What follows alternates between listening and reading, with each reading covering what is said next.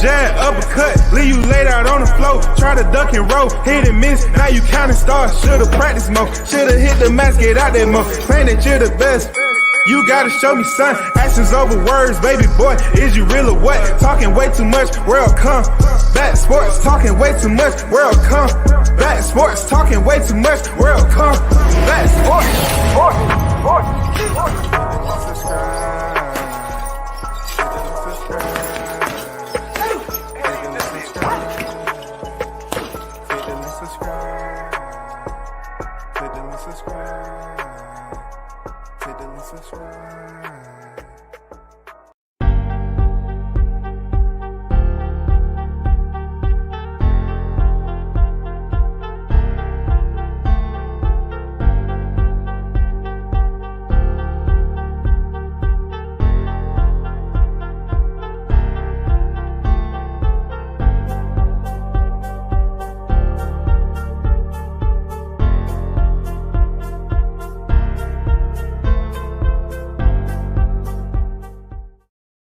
Once again, thanks for tuning in to World Combat Sports.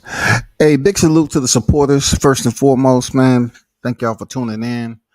First on deck, Deion Washington. What's good, brother? How you feeling? Say, I'm in here, Mr. DBMH on deck. Salute WCS. Salute to both of y'all brothers in the building. So we're going to kick it off as always. The day is fight week. I know a lot of people aren't really taking consideration as to who's fighting that they want to pay attention to. You know what I'm saying? They're not really gravitating heavy. But Ryan Garcia, let me get to him first. It's important we touch base with Ryan Garcia, to kind of get him out the way. So Ryan Garcia has a fight coming up with the former super featherweight world champion Javier Fortuna. Now, the important part of this is it's not like it's a title eliminator, anything like that. It's just more so to have Ryan Garcia put himself in a position for one of the big names. You know what I'm saying? So at 23 years old, they're moving Ryan Garcia all of a sudden because he wasn't ready not too long ago, but they're moving him all of a sudden. He moved away from Eddie Reynoso. He's with Joe Goosen. He's moving him into a fight with a big name, into a position for a big name. I don't know who that name is, but what I can tell you is more and more people trying to turn it back around and give Ryan Garcia all this credit like he's going to contend heavy for that top crown. Now, am I saying that he cannot, no way, shape, or form, win a title at 135? I'm not saying that. All I'm looking at is his performances with Emmanuel Tagoe, his performances with Luke Campbell. You know what I'm saying? We have to look at those two. We don't care about the Fonseca, Dono, Lopez, Rodriguez. We don't care about none of that. We're talking about the names that's going to basically allow him access to the upper floor. Who that name is, whether it be Gervonta Davis, Devin Haney, or whatever, we don't know yet. But the man is 22. 22 victories and 0 defeats and 18 knockouts. He has an 81.82% KO ratio. A lot about the way he dressed up his box rec and what's on paper and his alias King Rye. People are still tuning in. They believe this young face, Ryan Garcia is going to do something special. He's at the right height. He has a little bit of height on him, 5'10", 70-inch reach. He has some bad habits that we talked about. But a lot of people believe that he may indeed be a superstar. Now, things like this has happened now. When these guys come into the grown man strength and they start to turn the corner a little bit. Is this what we're going to see with Ryan Garcia? Because I'm hearing people trying to convince me that Ryan Garcia is the next. Ryan Garcia is the one and only. He's finally blossoming into that orca.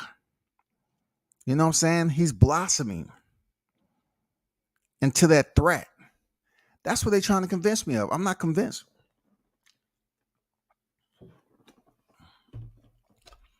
I'm hearing people say that Ryan Garcia will knock out this person and that person. I'm like, what? Y'all really believe he's gonna knock out somebody? Like, listen, are y'all not looking at his fight with Tago? He went to a decision. And they always try to put out, well, if you in there with an opponent that's trying to survive, that usually happen. True enough. I agree.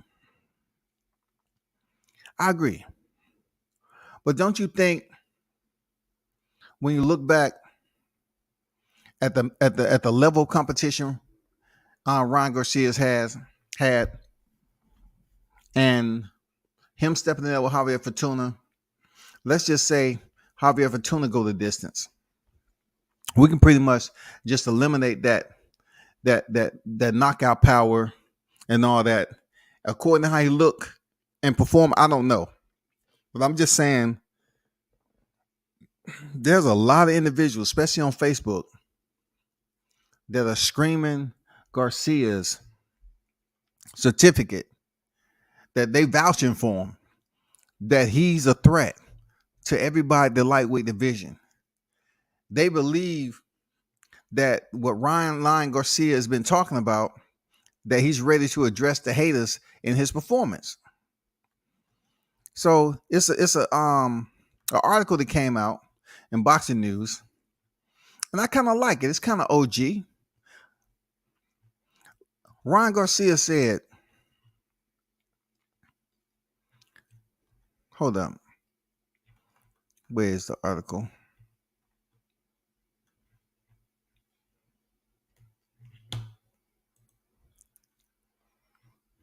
Because this affluent people talking. This is their language. They always try to remind people that have no experience as the way they living. They always try to throw that shot, at us. Ryan Garcia said, "You haters are paying for my jet." This is what Ryan Garcia said. "You haters are paying for my jet." Okay. First of all, let me start off by saying the money that Ryan Garcia may be making possibly could be for Hollywood, because I haven't seen anybody on his resume that's going to bring this heavy load. I don't see anybody with them damn yellow batons or orange batons in their hand, goddamn directing traffic for them Brinks truck to come up there and drop off them loads of money. I haven't seen it.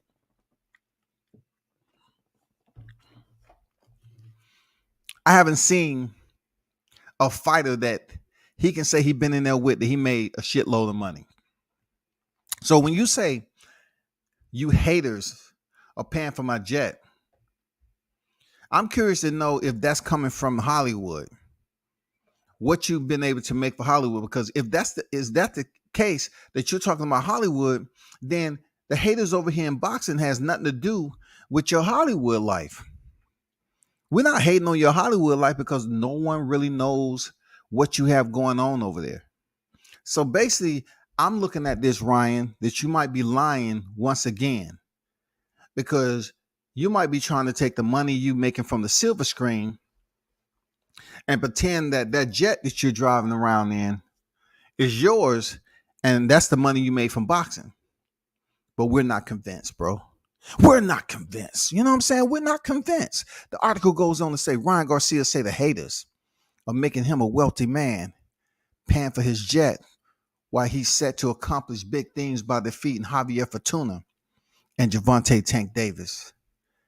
The already rich and famous Ryan Garcia, 22 victories, 0 defeats, 18 knockouts, headlines this Saturday night, July 16 on DAZN against Javier Fortuna.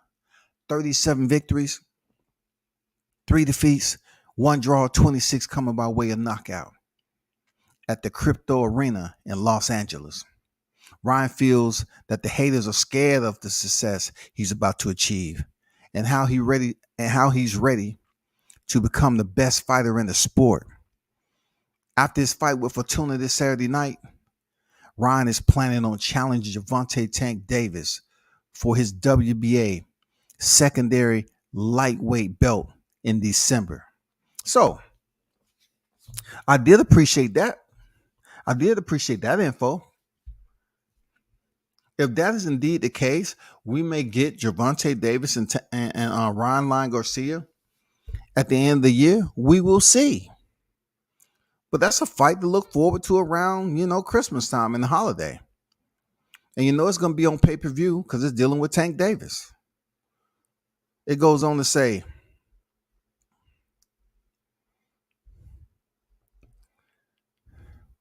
while many boxing fans are counting Ryan out in fight against the heavy-handed Tank Davis, his record 27 victories, 0 defeats, 25 coming by way of knockout. He's confident of winning that fight. That dude didn't want to fight. I'm going to hit you all with some truth. That didn't want to fight. They meant to say that guy didn't want to fight at all, said Ryan Lyon Garcia when asked about what happened with Isaac Cruz. He had no intentions to fight. He doesn't want to fight me. His team doesn't want to fight me. I did everything in my power to make that fight happen. And he knows about it. I posted about it. The WBC mandated it. And he didn't want it. For some reason, he did not want to do it. But what's a business decision for them, which I understand it. But that's a business decision for them, which I understand. I'm not really mad at it. But he's tried to make it seem like, again, that I was out here trying to lie. No, the WBC mandated it. You guys, Team Isaac Cruz, did not want the fight. And that was that. Just say you didn't want the fight, and that's cool. Just tell the people that you didn't want the fight.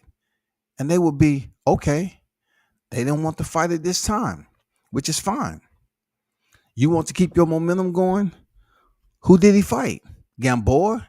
And he was fighting some random dude, Francisco Bandito Vargas and Gervonta Tank Davis? This guy didn't want to fight. I really wanted this fight because the people wanted it.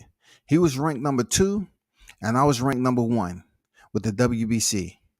I don't understand why he couldn't do it.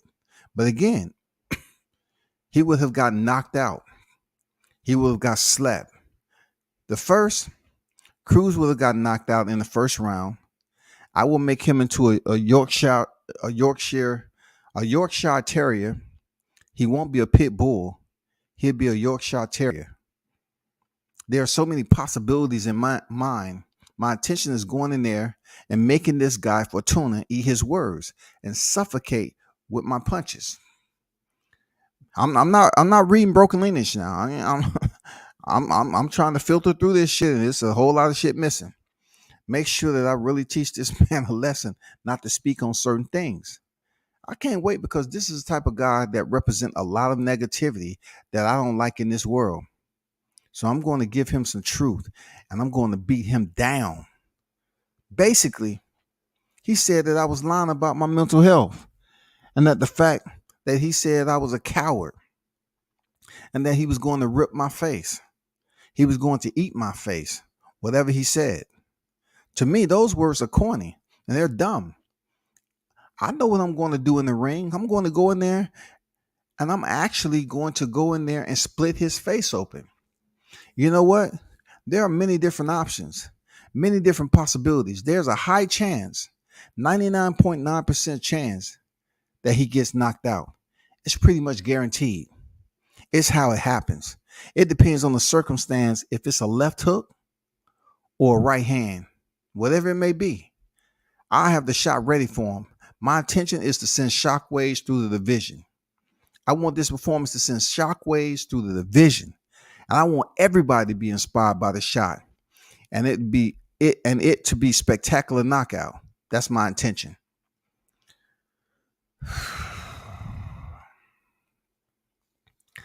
Ryan Garcia is talking crazy, man. You know what I'm saying? Look, he has a lot of making up to do. Real talk. Mr. Pass on deck. What's good?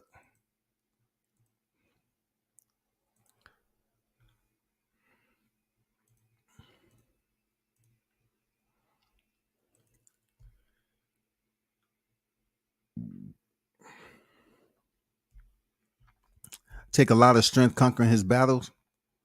I just got this question for you, Trap. Shout out to Trap Media on deck, Andrew Charles on deck, Mr. Pass on deck. So let me tell you this. Let me ask you this though.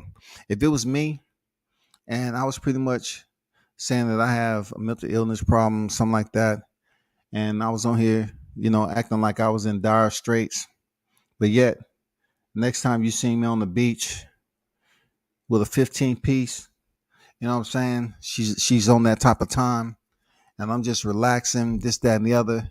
It seems like I'm just playing with the with the mental illness type cello. You know what I'm saying? I'm playing around with it. You know what I'm saying? I'm just trying to get people to find some type of harmony every time they hear my name. So right now I'm just gonna play ball and say I got mental illness problems, but yet I'm on the beach with my girl. Not just that. Ryan was up there while Devin Haney was in the ring post fight, and he's saying he's calling out Gervonta Davis, knowing he had ducked Javier Fortuna back in the day. And then we came down to it, he wouldn't even enact his mandatory to face Devin Haney. So he ducked Devin Haney, Gervonta Davis, and then came up with some bogus story about Manny Pacquiao. Now you believe that we should show leniency towards Ryan Garcia, who was able to lie in abundance in such a short period of time. We should just let that go. And like I always say, provide him a therapeutic waiver to give him a pass because he's a youngin, immature. No, the dude has kids, bro. He's 23 years old. Why? I mean, the brothers don't get that pass like that. I'm just saying, Trap. Come on, bro. You talking about role model? What are you saying, bro? Like, I'm not understanding where this role model and all these dang accolades are being tossed around. These leadership positions that you're putting Ryan Garcia in. Like, where did line ever become that of a role model? Even though boxing, like I say, is not based off morals and principles. But what has he done? Who has he led? Where's this coming from, man? I don't get it, bro. And you said WCS salute. I don't know, bro. Help me understand. Help me understand.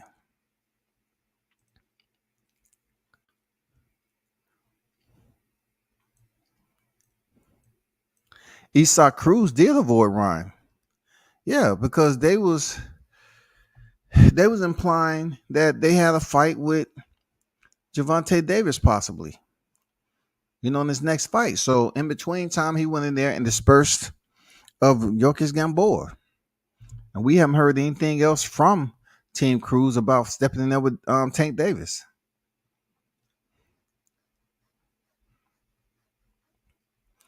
Anybody in this lifetime can question something that's public record.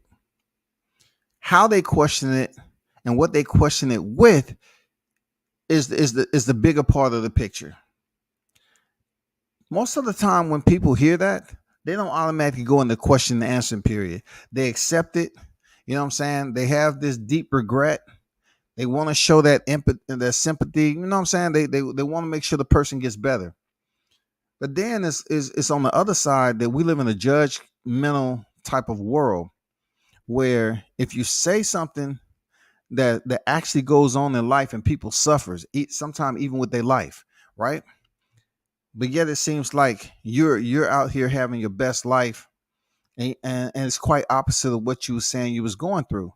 Now, some people can consider that therapy, where everybody handles mental illness different. I get it, but just to automatically give him that tag and say he's okay, let's help him through this, that, and the other. I would give him the benefit of the doubt, Trap. All right, he young. He might have a lot on his shoulders. He might have a lot. I give him that. It might be so much to the point where, like, this is the person that has been on record saying he's not going to be in boxing that longer time. And then you see he was over there making a movie. He's over there making a movie, and he's doing commercials with top basketball stars. The same basketball star, Damian Lillard, that showed up to the Devin Haney fight in Australia. So that's a big deal as a boxer. That's a big deal.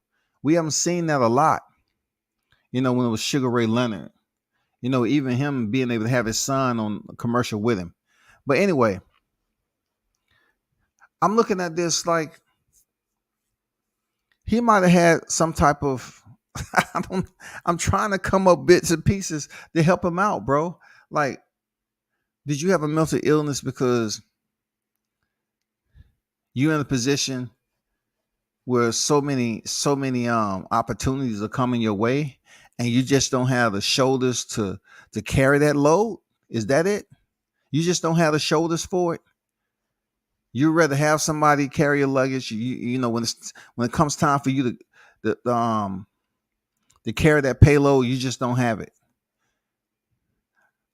I'm just trying to find out, like, what is the mental illness? And I'm not questioning what did it stem from? Like, how long have you had it?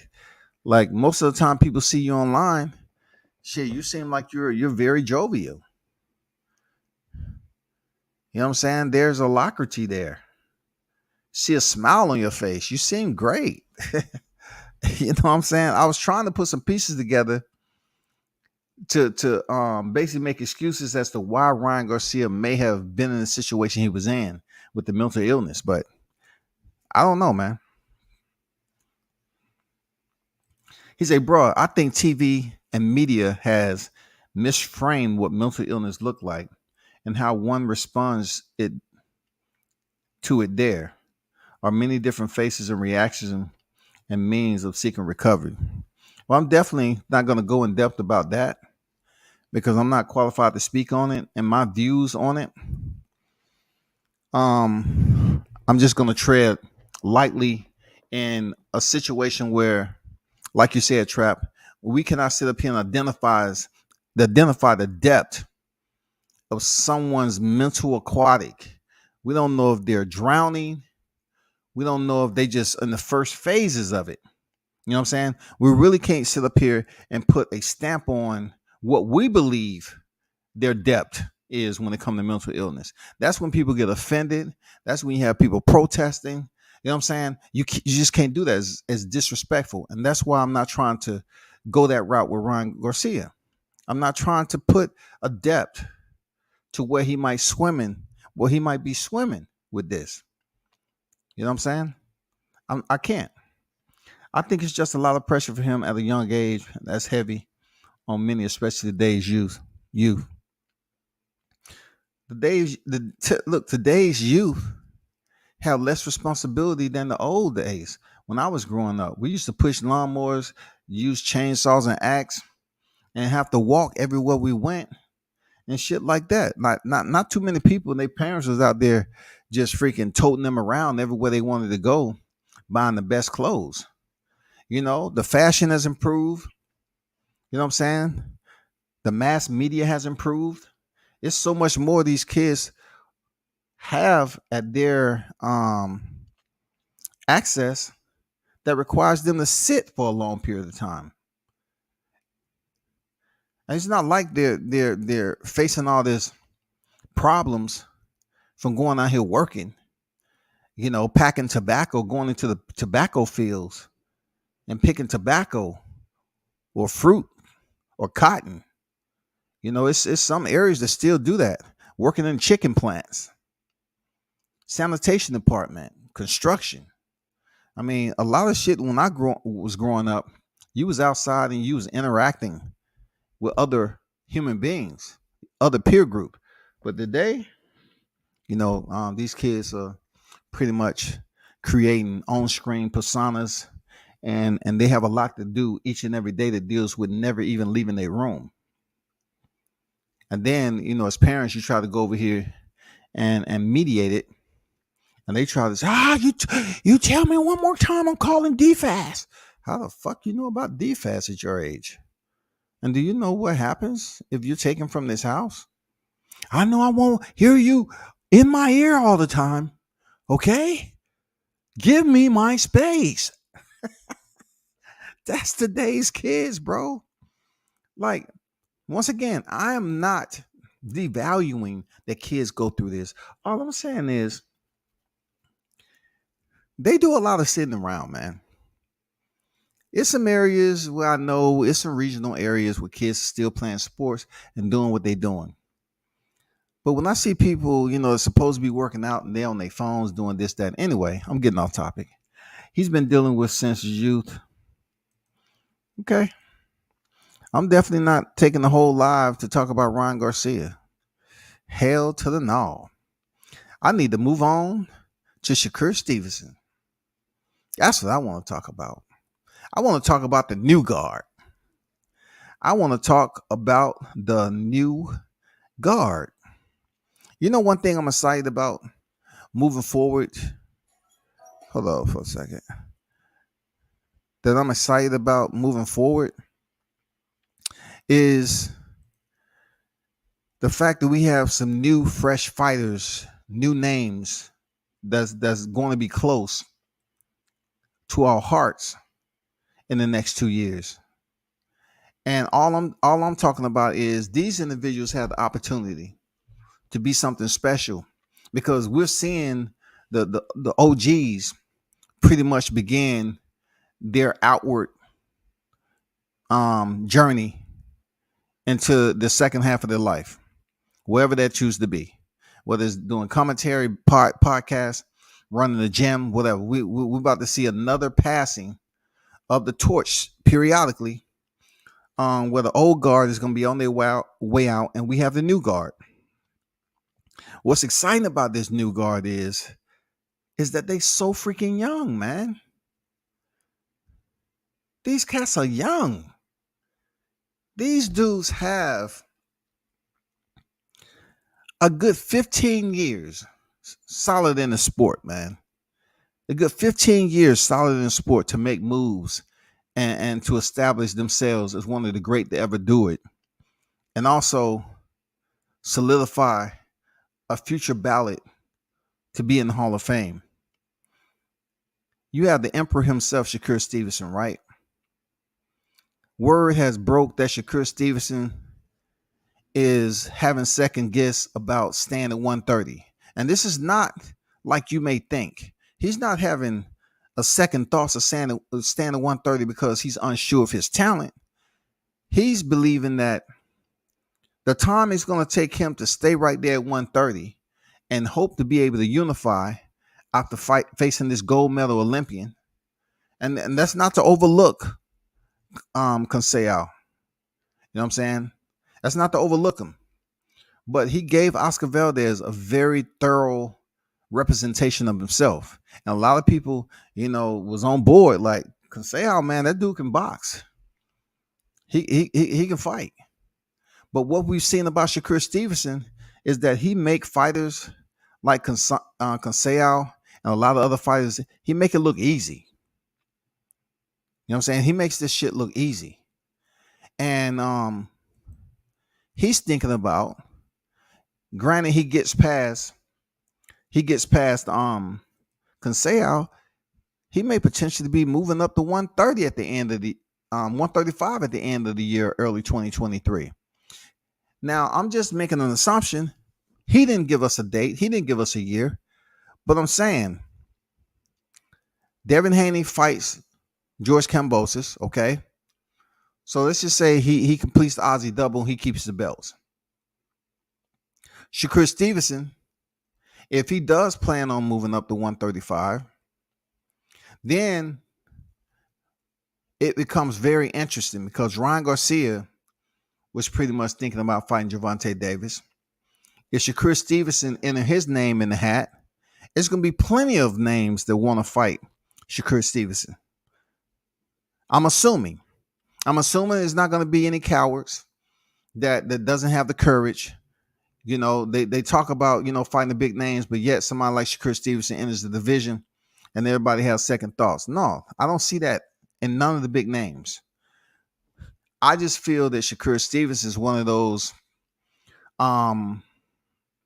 those icebreakers, so to speak, when it comes to Devin Haney, Vasil Lomachenko, Ryan Garcia, Gervonta Davis,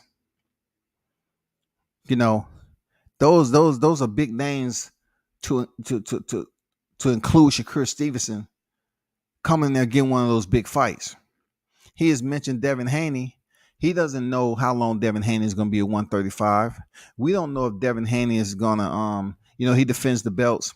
He's going to sustain his position at 135 as the undisputed champion. We don't know.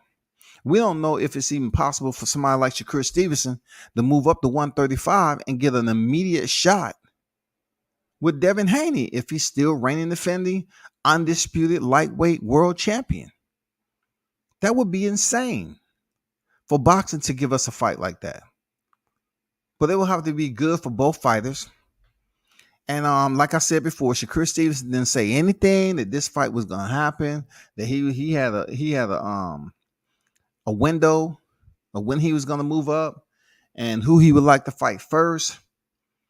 But I'm just saying, Lomachenko, Devin Haney, Gervonta Davis, Ryan Garcia are all names that people will come and see Shakur Stevenson step in the ring with. Shakur Stevenson is undefeated, Ryan Garcia is undefeated, and Gervonta Davis is undefeated. You know how it is when the O is on the line. So I'm pretty sure when the interest settle, yeah, Gervonta Davis' name is going to come up because people want to see, can somebody like Shakur Stevenson, who swim and rarely gets wet, could he go in there with the heavy hitter like a Tank Davis without getting in trouble?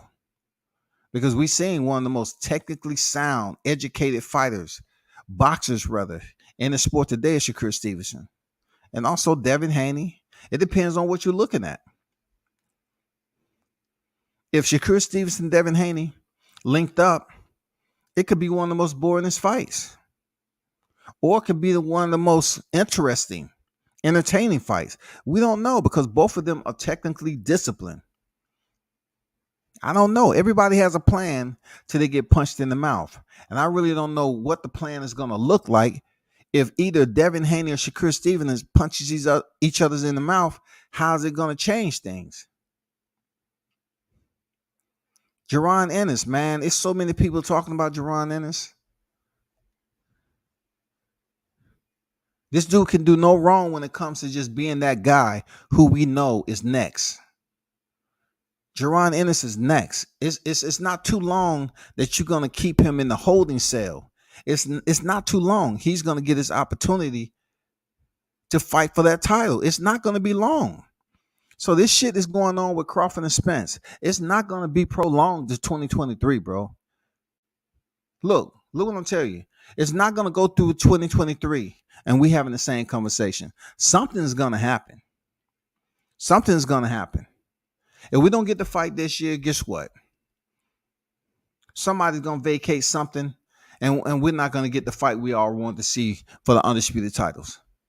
It might be for some of the titles, may not for all the titles, because I can't see Errol Spence fighting Jaron Ennis at 47 for the unified titles. I can't see it. I can't see it. But he is that guy. He is that fighter. He is next up. You know, the new guard changing over. You know what I'm saying? And we look forward to Stevenson and Ennis on deck. And then there's Jahad Tucker, man, is 8-0. The reason why I mentioned Jahad Tucker, you know, being able to see this fighter enter the ring on his first fight as a professional under the bright lights, you know what I'm saying? Like, it takes a different type of freaking confidence. And that old word we used to use, swagger. It takes a different type of cloth that you have to be cut from to contend under the bright lights the way he did in his first outing. He's making his debut on TV. Not only just on TV, but the shit was televised. The shit was televised, dog. Now he's 8 strong in the professional ranks. And it seems like he don't have no plans of stopping. Just like any fighter, man, people are gonna sit up here and get their pros and cons on how we like this performance, how we like that performance. But Jahad Tucker, man, believes in himself first. Like he believes in his capabilities. He absolutely believes in what he can do. And that's gonna be a problem. And he's at the welterweight division, bro. He's a part of the new guard, man. He's only 19 years old. He's a part of the new guard. He is there. And for anybody to stop him, they're going to have to be one of those individuals that has a diverse, their Pandora's box would have to be as diverse as you would expect from somebody who's trying to solve, what Jahad Tucker is going to do next. You know what I'm saying? When he's going to do it, how he's going to do it. They're going to have to come up with a plan. Because he's constantly, some of the shit he does in the ring, you can't teach in the gym. He does it naturally. People will sit up here and say, well, he don't have knockout. Okay, if you feel that somebody's 19 years old, has grown into their grown man strength, then I'm here to tell you, then you might want to rethink that. We're talking about a 19-year-old now with seriously, that may have not even come close to tapping into his grown man strength. So let's just say between 19 and 22 or 23, that finally reaches his point where he's on board with his grown man strength. How's it going to affect his boxing? Because he's still getting knockouts now. He's still stopping opponents at 19. What if he just start knocking them clean out? He's going to be an absolute problem in boxing. He's good with the media. He has a solid team. He has mad potential overall. And it's only a matter of time, he keeps on fighting and fighting and winning. People are going to start saying, hey, check this out. I know this guy's 11-0, but man, we got to start considering him to face somebody in this, and this. You know what I'm saying? You're going to start seeing him creep into the top 15 because you don't have to have 15 or 20 fights to get into the top 15. It's just all about who's pushing you to get to get that spot. So man, y'all keep your eye out for Jahad, man. He's a different breed, dog. Just keep your eye out for that. Teofimo Lopez, a lot of people look at him and his loss to Kambosos, and they have all this doubt. You know what I'm saying? They want to hold over that man's head. They have all this doubt. And I'm telling you, even though, at one point in time, I'm sitting up there and I say, man, I like supporting Teofimo Lopez. I like it. But, when he picked up the belts, he did change. He's just showing a different size, man. He was just showing a different side to himself. And I always put it out there like, yeah, you're going to have fighters that never been in that position. They change a little bit. But with Teofimo Lopez, if you're listening, you don't change up on your fans, though. You know what I'm saying? You don't change up on your fans. And I truly believe he's still a star. I believe Teofimo is going to do big things. He's going to be a world champion at 140. That's going to be his second division. And I believe when Teofimo, amongst other names, make it to 47, the division is not going to be that fire. Real talk. When he gets to the 147-pound division, it may be another person at that time that runs for undisputed. I'm just telling y'all how I see the scheme of things. When Teofimo decides to move up, which he's going to have the frame to move up to 47, there might be some other names that have the confidence to do it, but may not have the star power with Teofimo. I think when he finally makes that jump to 47, it's not going to be as full of killers like people would expect. It's not. I don't see Ennis stand there for a long time. I don't see Virgil Ortiz stand there for a long time. I'm just saying, when we have certain names like Teofimo Lopez, potentially Devin Haney, Even Ryan Garcia, I see him with his height moving up to 47 sooner or later, and also Shakur Stevenson. But I can't say they're going to be there campaigning for the long period, for the longevity of it at the same time to build up this rivalry like we got between Errol Spence and Terrence Crawford. I don't see it, man. But I do believe Teofimo Lopez will absolutely regain his star power. I believe he's definitely going to be world champion at 140. And I'm for sure he's going to move up to 47 in the future.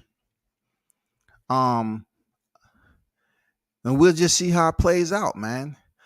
We'll just see how it plays out. He's a good fighter, in my opinion. Teofimo, what he was able to do, I was watching that fight today. What he was able to do with Lomachenko, man, that was a good fight. He's still a star in my eyes when it comes to boxing. He can box, man. He can box. Always remember, Kambosos hit him early in the fight with everything, and the man just fell back on his gloves. He has a chin. He took punishment against Nakatani. He has a chin, bro. He's going to be a freaking problem. Remember, I told you, Teofimo Lopez is still a problem. And once he starts to get back into the ring, he gonna be a problem, bro. David Benavidez. This cat's like 23. Look, we know David Benavidez is already a 3-time world champion at 68. He's definitely gonna move up to 75. And I'm for sure that he's gonna be a cruiserweight before he gets up out of here. He's gonna pick up a title at cruiserweight before he hang the gloves up. And then I'm gonna go out on a limb, y'all, and say that David Benavidez will be a heavyweight when it's all said and done. Because we have a smaller, younger generation that's gonna begin to compete in the heavyweight division. All these guys because Deontay Wilder proved that you can be smaller and still win. But all these guys like Dillian White, the Alexander Povetkians, the Joe Joyces that has pretty good size. Some of these older guys, they're gonna be gone. They're gonna be on their way out. If they're still around, they're just gonna be fighting just to be an opponent. But Daniel Dubois is pretty young, but he's not that big. He's pretty young, but he's not that big. And then you have the Philippe Herkovitz, you have the Babics, you have the Zangs. Yeah, they might be, big guys, but how durable are they in the heavyweight division? You know what I'm saying? How durable are they going to be? You still have Jared Anderson, who's young in the game, that's going to be competing up there at heavyweight. We don't have a lot in the shoot. We don't have a lot. But all I'm saying is some of these guys you're seeing at the lighter divisions, like a David Benavidez, in the future, he's going to be a heavyweight. And we're talking about like probably 3, 4, 5 years from now. By then, the whole landscape of the heavyweight division is definitely going to look different. You're not going to have all these big boys up here. Look, you're always going to have big boys, right? Let me get some clarification. You're always going to have big boys in the heavyweight division, but are they going to be names that you look at and say, "Oh man, they're dangerous, man. This is a star that we've been looking for"? No, I think it's going to be much more of a smaller, 225, 230 type heavyweights that's really going to be getting it in and making a name for themselves up there in the future. And David Benavidez, I know for a fact that I feel that he's going to definitely be a 175 champion, cruiserweight champion, and potential 4-division champion before he hang up the gloves. I see him in heavyweight, bro. He has the body for heavyweight. He's a big boy. Sooner or later, he's going to be a heavyweight. He has it. You know what I'm saying? He has it. I'm serious. All he wants right now is this fight with Canelo Alvarez. I just think for him, being as young as he is, he might be trying to get the bag, be a little stubborn, get the bag, and let people know that he's that dude. See, David Benavidez wanted to be that guy before Dimitri Bivol. He believes he could have did exactly what Dimitri Bivol did to Canelo Alvarez. And I salute him for that. Shout out to my guy Showtime Shot News. What's good with it, Showtime? Jake Paul gets into it with Hassan Senior.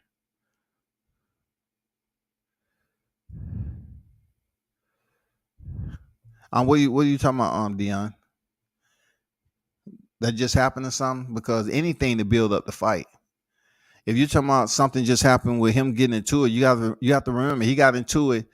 He got into it with Floyd Mayweather about taking his cap.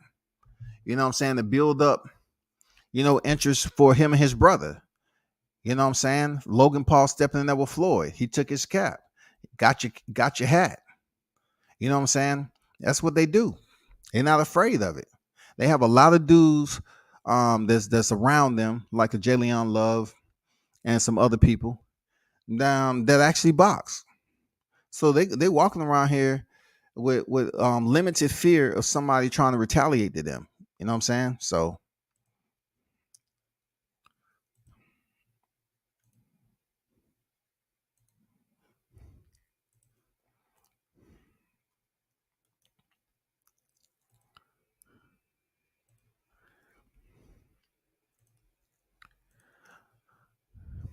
Cool Boy Steph. In my opinion, Cool Boy Steph, man, has the potential to be a 3-way champion because he can box and he can fight. Pretty damn savvy on the inside. I'm absolutely impressed with Cool Boy Steph. His accountability to be able to have this versatility to his boxing game. And he's shown it down here at 122. Like Shakur Stevenson, he has made the declaration that his manifesto should be undisputed. He's really trying to step in there with Akhmadov or MJ as they call it, right? He really wants that fight. Akhmadalayev, if that's his name, Akhmadalayev, he really want that fight with him, man. And a lot of people looking at what he did in his last fight, a lot of people looking at it like, damn, that dude got strength. Like, can Cool Boy Steph handle that power that he has? We'll see. That's what greatness is all about. But him being at 122, I see him being a champion at 126 because he's that damn good. He's that damn good, bro. He's a new guard. He's that damn good. And also, I see him going to 130 being a champion in the future. All these Lil Santa Cruz. Lil Santa Cruz is going to be out the sport in a little bit. You know what I'm saying? These divisions are going to look very different. The Gary Russell Jr.'s are going to be out the sport. Even some of these guys who's hanging out in lower divisions and they've champions, they're going to have to move up because they're going to start, it's going to start taking them more and more time to lose weight. And they don't feel their strength is there anymore because they don't suck down to this particular weight that's not comfortable for them to go in there and give 100%. So they're going to be increasing themselves up in weight as they get older. I did a live on this months ago about the changing of the guard. It's happening right before our eyes. This shit is happening. Before I even said it, Shakur Stevens didn't even have one belt. He didn't even have one belt. Cool Boy Steph wasn't unified. Teofimo had no belts. Jerron Ennis wasn't in the position he is now in his mandatory slot. So all these guys has made transitions up to the front door to become notice. And it's going down as we speak. Even with Virgil Ortiz. Even with Jihad Tuckers. 8-0, all these guys are in line to be recognized. It's just all about when the clock, ticks and the bell rings and we see some of these top names going in there and competing against each other. We don't know when that's going to be. Gervonta Davis. Gervonta Davis of all these names really is in a unique spot because his attachment is with one of the best to ever do it in Floyd Mayweather.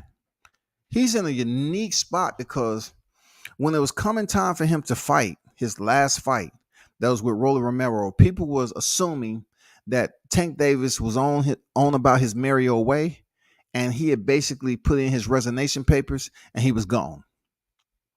They thought he was leaving Floyd Mayweather behind. He was gone, done, out. And that wasn't the case. He went in there and showed the boxing masses again that he has that TNT. He showed he has that TNT, y'all. He went in there and dispersed the Rolly Romero, who, in my opinion, is not a superstar. But yet, people start to build on them coming from somewhat similar, similar backgrounds. Rolly being in there with Floyd Mayweather at TMT Gym. Gervonta training periodically over there. Uptown and all around, being signed to Mayweather Promotions. So for him to go in there and have an in-house fight, I think the one who benefited mostly off that knockout was Rolly Romero. Gervonta, we've seen him, put people to sleep before, but it was the fact that it was a guy who looked like a welterweight. It was talking a lot of cash shit about one round knockout, which he never met. But in the end, he earned the victory, and he's still with Floyd Mayweather. So I put Gervonta at the end because guess what? For any of them guys that you see that I've named that's in his division right now, to include Stevenson in the future, you know what I'm saying? Teofimo Lopez, possibly in the future. The Devin Haney's, you know what I'm saying? It depends on how long they stay there. The Ryan Garcias, the Lomachinkos, if they ever come to the doorstep with Tank Davis in the next 3 years, because I truly think he'll be a lightweight for the next 3 years. They're going to have to come and deal with not only Tank Davis, but they're going to have to deal with everybody else like Floyd Mayweather that's handling the negotiation and the money. And Floyd is not going to play nice with these guys. And that may prevent Gervonta Davis from having some of the big fights with these names because he's a PPV guy. And they're going to continue to build upon that and build upon that and build upon that. And it's going to be tough for any fighter to step up and face Gervonta with a name just like he do. It's going to be tough for Devin Haney to step in there with Gervonta Davis. I'm not saying it can't happen. I'm saying it's going to be tough. It's going to be tough for Ryan Garcia because you're going to try to convince Floyd that you're in the same league just because you campaign in the same division in 135, but yet you only won a title, an interim title, and you haven't, went out here and explore other divisions. Tank is a 3-weight champion. No matter how you look at it, cut it, dice it, slice it, he's a motherfucking 3-weight champion, and it ain't going nowhere. That's the one thing about this boxing game. Once you win a division, it's there forever. It doesn't have an expiration date. The only thing that expires is when you lose your belt. That is it, people. When you lose your strap. So that's the only hang up that I see with Gervonta Davis is that his peers will pass him over. When I say pass him over, they're going to come into the 135 division if they're not there, like Shakur Stevenson and many others. Gervonta is going to be there. They might or might not get a fight with him, and then they're going to move on to 140. Gervonta continue to fight okay names and knocking them out, and he's on pay-per-view. People are going to come see him because he has the star power, and he has the spark in his freaking hands to bring people to the damn dance. That's what Gervonta Davis has. He's a different type of individual. You know what I'm saying? He came into this life with a small frame, but the gods blessed him with dynamite. The God blessed him with dynamite, bro. Imagine if Gervonta Davis if he was 5'10", 5'11", and he had that power, then we'll be looking at him potentially moving up to 47 and 54 in the future. But it'd be hard for me to say he's not going to move to 47 because boxing has so many of these belts that's basically diluting the sport that Floyd is always going to be a shaker and a mover. Floyd is always going to be that guy who's a shot caller. So if he want to make a fight with Gervonta Davis to move up to 47 for a secondary title again, he'll do it. And Gervonta will be a 4 division champion. Sucks, huh? I know, bro. I know. I'm just saying. I didn't put Devin Haney in there because he's turned the corner right now. You know what I'm saying? I already said he was the new guard. Devin Haney's turned the corner. He picked up the straps, all of them, every last crumb. The only thing left for him is to decide where's his next move going to be. Is your next move going to be 140? Or to stay here 2 more fights, beat Kambosos, and go in there and fight Lomachenko? Because the wild part about it, Devin Haney himself is getting older. I'm not sure if there's any difficulties in him shedding pounds and being able to satisfy the weight limit at 135. But my question to him is, do he see himself, just hanging out at 135? Just holding up residence right here at 135 because he's had so much success at 135, and then a lot of money can become right here in the nesting egg of 135 when you have the belts. He has the belts. Or will he say, you know what, I don't want to overstay my welcome. I'm moving to 140 and face some of these other hitters up here. Because the picture looks different now with Devin Haney. He moves up to 140. Right now, for what I see, the 140 division has turned into what 135 used to be. It's a hot division. I don't think the 135 pound is hot as it is since Teofimo Lopez left. I would like to see Teofimo and Devin Haney fight. Gervonta, Teofimo, Gervonta, Devin Haney. The 140 pound division right now is somewhat where the 135 pound division used to be when you had all the hitters right there.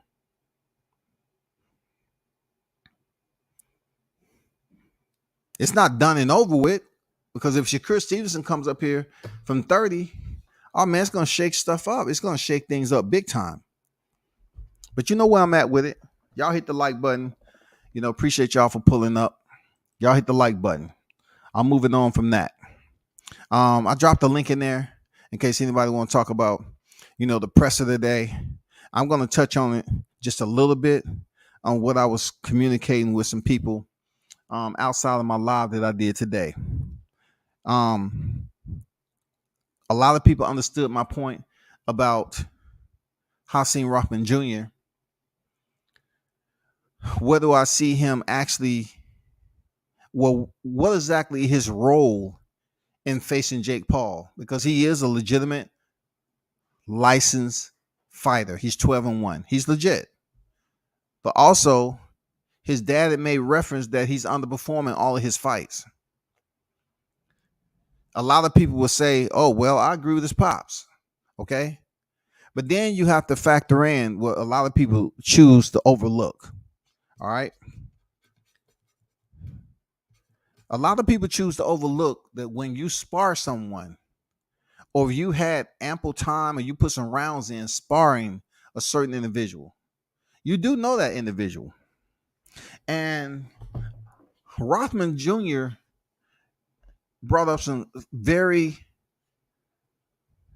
strict details about the sparring session that he was using one hand. Rarely you hear somebody just come out the box and say, you know what? I was using one hand. Let's not forget that. Let's not forget that I was using one hand. Let's not forget in the contract, you put a rehydration clause in there. Let's not forget all these little minute little shady dealings that you're trying to do to make it tough on me.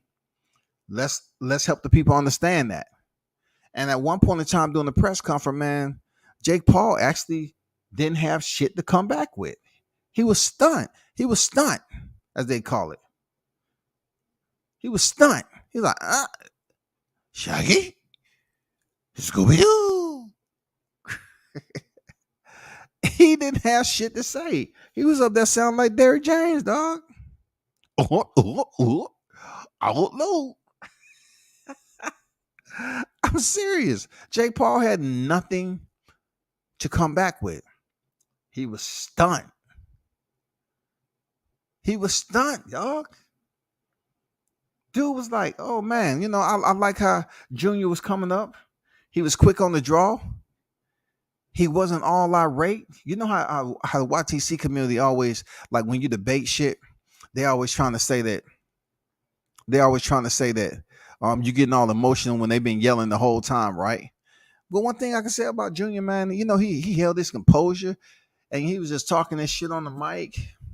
He didn't get all irate. He like in the gym when Jake Paul was trying to disrespect him, he was dropping some N-bombs. He was like, man, nigga, I'll fuck you up. Don't go around here and act like you was doing something special. I'll fuck you up. He didn't even go there today. I wouldn't say he was trying to hold it professional, but I don't know how much he's getting paid. He's saying he's getting the lowest on the card. He getting paid the lowest. I don't know what it is, man. I would think if he's a sparring partner, Jake Paul, Jake should make him hold the right way, to the point where he's going in there and feeling good about this damn fight, because he has a lot more to lose than Jake Paul. Jake Paul beats a 12-1 boxer with the Rothman dynasty, the lineage, the pedigree. It's gonna look bad. It's gonna look bad. Real talk.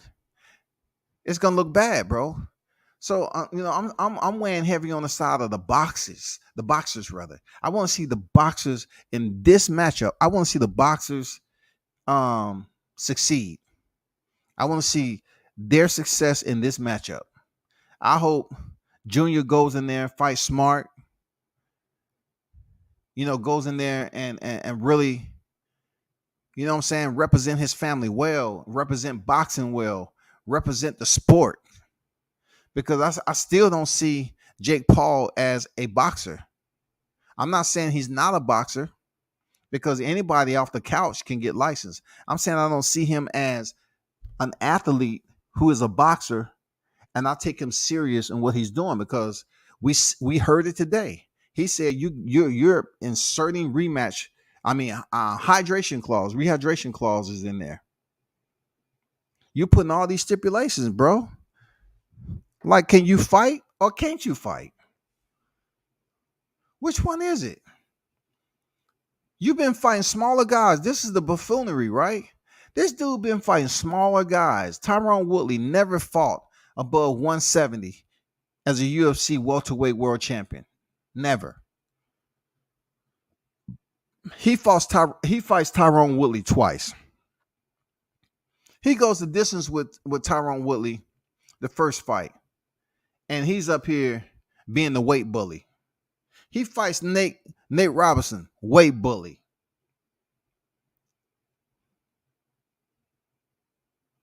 This dude been weight bullying, but all of a sudden when it's his time to fight a bigger fighter, what's his deal?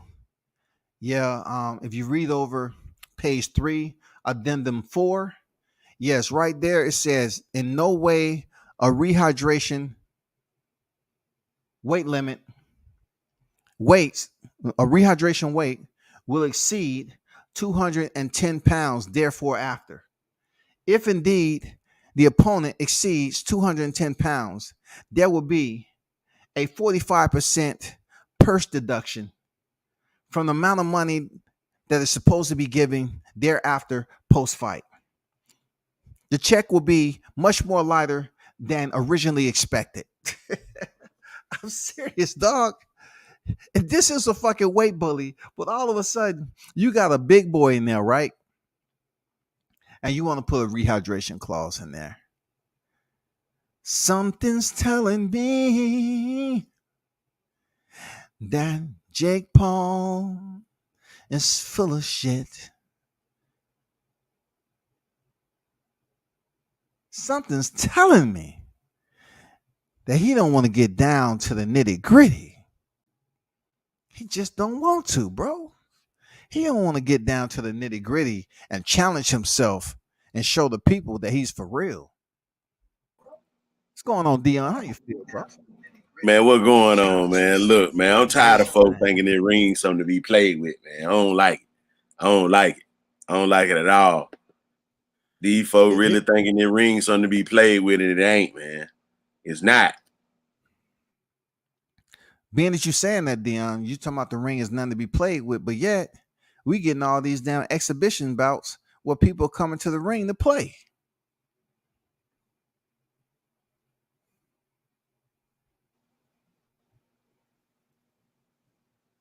You there?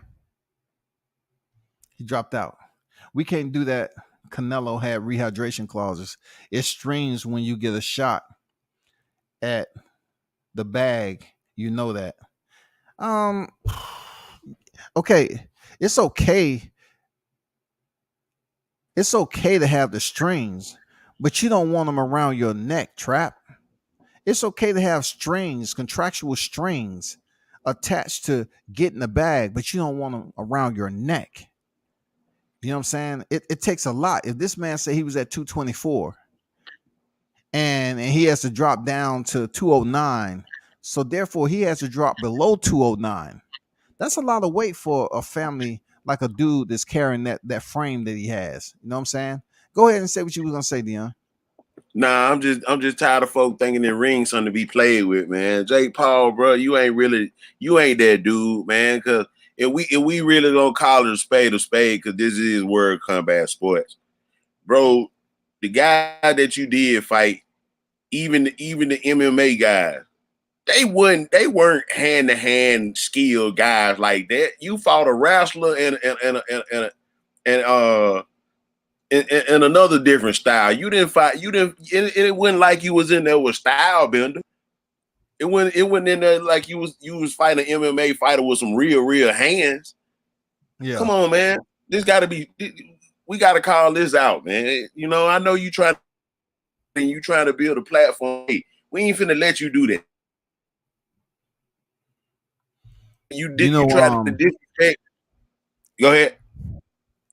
I was gonna say, you know who would give him problems when it come to boxing, who can box real good, but you know, people he stay out the sport too long for people to just continue to know that he has hands like that is Nate and Nick Diaz. The Diaz brothers out of Stockton, California. They have hands, bro. Like I'm kind of putting them out there because the highest they fought at was 170. But if Jake Paul wanted to really fight an MMA guy with some hands, that would be the ones that you want to talk to right there. I mean, and then of course Jake Paul know he'll have to come out the pocket big time for Diaz brother. Well, I get what you're saying about Izzy Stylebender. Yeah, I mean, it just come on, man. You talking to Hasim Senior like he just some chump. That man was heavyweight champion of the world, and you talking about destroying their family legacy and all this, man. Come on, bro. I can't let you do that, man. I'm gonna call you out on that. I'm sorry. I can't let you do that. I'm talking about out, bro. You uh-huh. I said call his ass out. You're right. See if that disrespecting a heavyweight, former unified, undisputed heavyweight champ.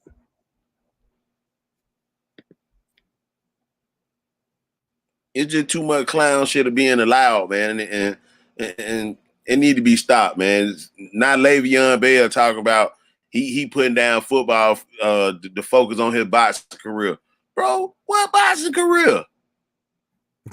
Y'all really got to stop thinking the ring's something to be played with. You know he's stepping in there with Adrian Peterson, right? I understand that. I promise you, I do. And both of them crazy. Both of them, That former ain't your football players. that ain't your thing, man. That ring is nothing to be played with. We know firsthand.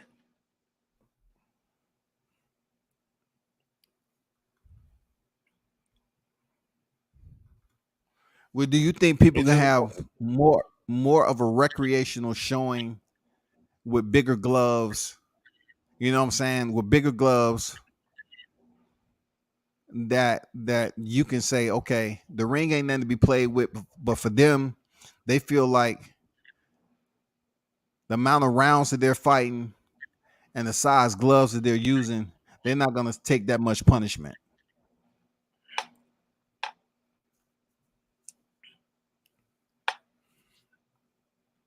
I ain't got no rebuttal for that, man. It just hey, I just grew up. It was the way I grew up, man. Don't step in that ring if you ain't, you know, you gotta have all your shit together, man. You ain't got it together, don't get it in that ring. That's just how I was brought up. I'm sorry. I feel you on that, bro. I understand every place where you going and coming with this shit. You know what I'm saying? He was disrespectful. I look, and this is what I can't put my thumb on it there, Dion. I don't know if this is all the way 100%. I don't know because you can't tell me that his father haven't been to the gym when he went in there and sparred. Yeah, of course he did, man. Come on, he been there. You know, he went in there sparred. He didn't just show up there by himself and no people. He showed up. They sparred. You know what I'm saying? And then and then at the same time too, why wouldn't a father be there when sparring does go down, when you know all the bullshit that goes on in boxing behind the scenes and in certain environments? Hell yeah, I'll be there.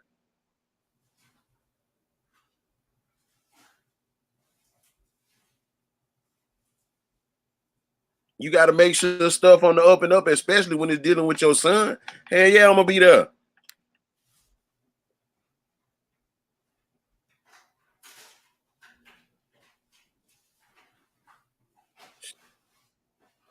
I hope he, I hope I really hope Hassan come in and just walk straight to him and just throw number hard shit at him.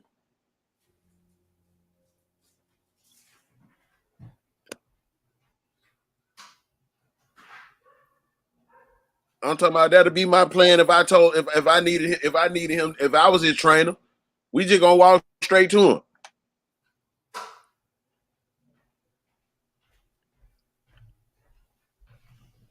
They going 8 rounds. We just gonna walk straight to him.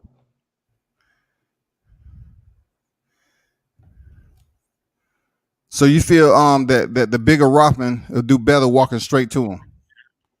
Walking straight to him. Long as he don't walk straight to him, well, I take that back. Tyrone Woodley didn't walk straight to him. Tyrone Woodley received the signal and he obliged. Thank you.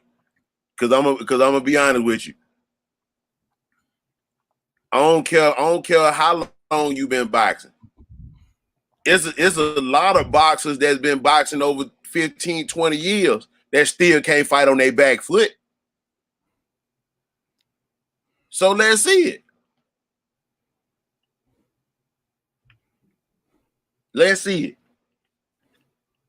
We gonna walk straight to him. I like that. I like that, Shotty. I like that. I'm just saying, man. You know, Force him to do something he ain't did yet. You know, with all these other opponents. Yeah, I like that. We're gonna walk straight to him. Shoot, I mean, because I'm gonna be honest with you. As much as I hate Canelo, that will really be my game plan versus Triple G in the third fight. I walk straight to him. I mean, he did that in the rematch, though. Yeah, I'm talking about even more so this time. Cause really we gonna make Murata made him look like a punching bag. Derenchenko made him look like a punching bag. I don't see much the difference this time. That's why I really don't even. I might watch the fight on YouTube the next day. Trap say Jake is blessing his son. This is the opportunity. If the man saying he getting paid a low amount of money, is the opportunity worth it? Like what is in the true boxing scheme of things? Do you believe that Hasim Rothman Jr., his peers, are gonna walk up to him? Let's just say he goes in there and knock Jake Paul out or get a decision. You think his peers are gonna come up to him and say, "Hey man, damn, that's what I'm talking about, man." They're gonna sit up here and give him all this adulation that he went in there and be the guy who's a content creator. They're not gonna just boost his head up. They're gonna say, "Hey man, good shit, man. Good shit. We're going in there, stopping the hype train." That's all. You know what I'm saying? Shit. I just, and it ain't even that, man. It just, I'm big on respect, man. You fighting the son, you ain't fighting the father. And for you to feel like you just gonna destroy the legacy, just showing up. I know you might be trying to sell the fight, cool, but still, man, I just can't let that happen. Especially when you know you ain't on that type of pedestal in the boxing game anyway. What give you the right? What, you promoted a couple fights and you got in there with some MMA guy that wasn't known for hands? Jake, but you know what money does? Money provides him to be able to fly a different altitude than most people in his position. He's a 5-0 fighter there, Dion. 4 knockouts, and he's fighting on pay-per-view.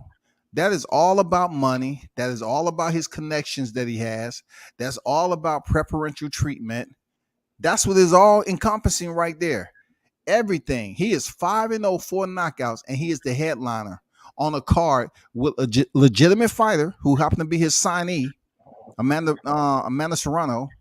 He's fighting in a position where damn near 99.9% fighters wouldn't even come close.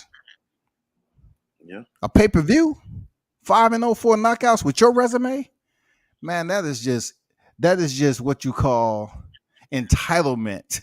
That's what you call rich people entitlement. And furthermore, he's promoting his MVP promotions also. He's tied in with some influential people behind the scenes that's saying, okay, he got the money. Let's play with this dude a little bit. Let's see where he's going with it.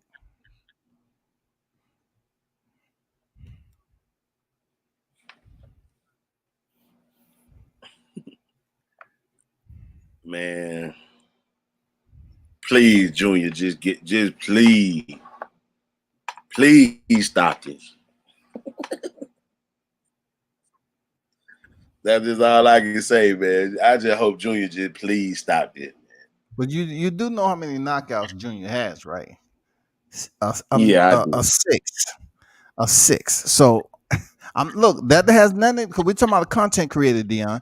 We're not talking about a real boxer. We're talking about a content creator. It's according to if he's created content for this fight to play out a different way than what we expect. Because I still believe someone like Junior can go in there and knock this dude out. I truly believe that. But if the content creator has created content for this fight, then he's going to come out victorious, no matter how you look at it. Yeah.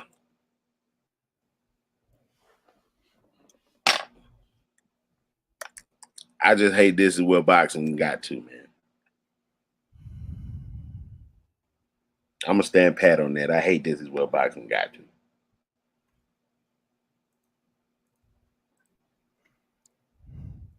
Jake has a base beyond boxing. It's up to him to capitalize, and that goes beyond. I've been on record and saying, it's good that he's sitting up here bringing attention to his MVP promotions. And no way, shape, or form am I anti anything like capitalism. I'm not anti anything.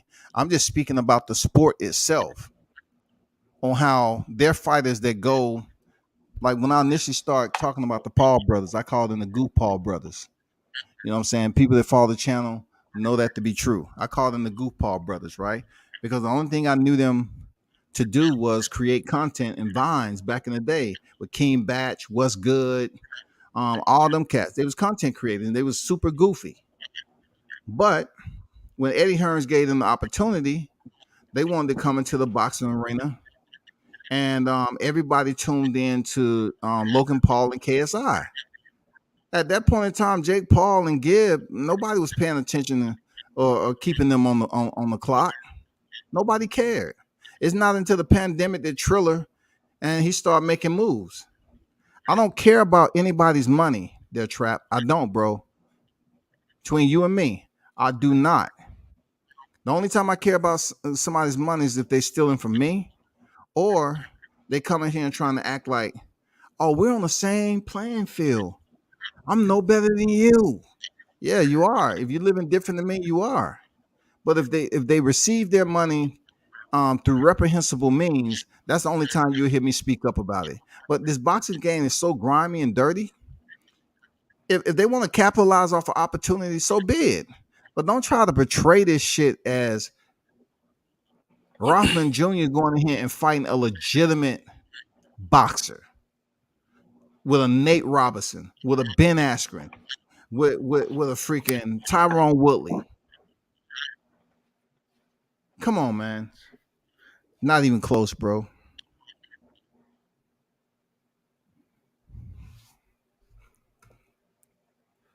And then, hey, good shit, Showtime. He did. I think I mentioned this on my live earlier. He signed a deal with Showtime, bro.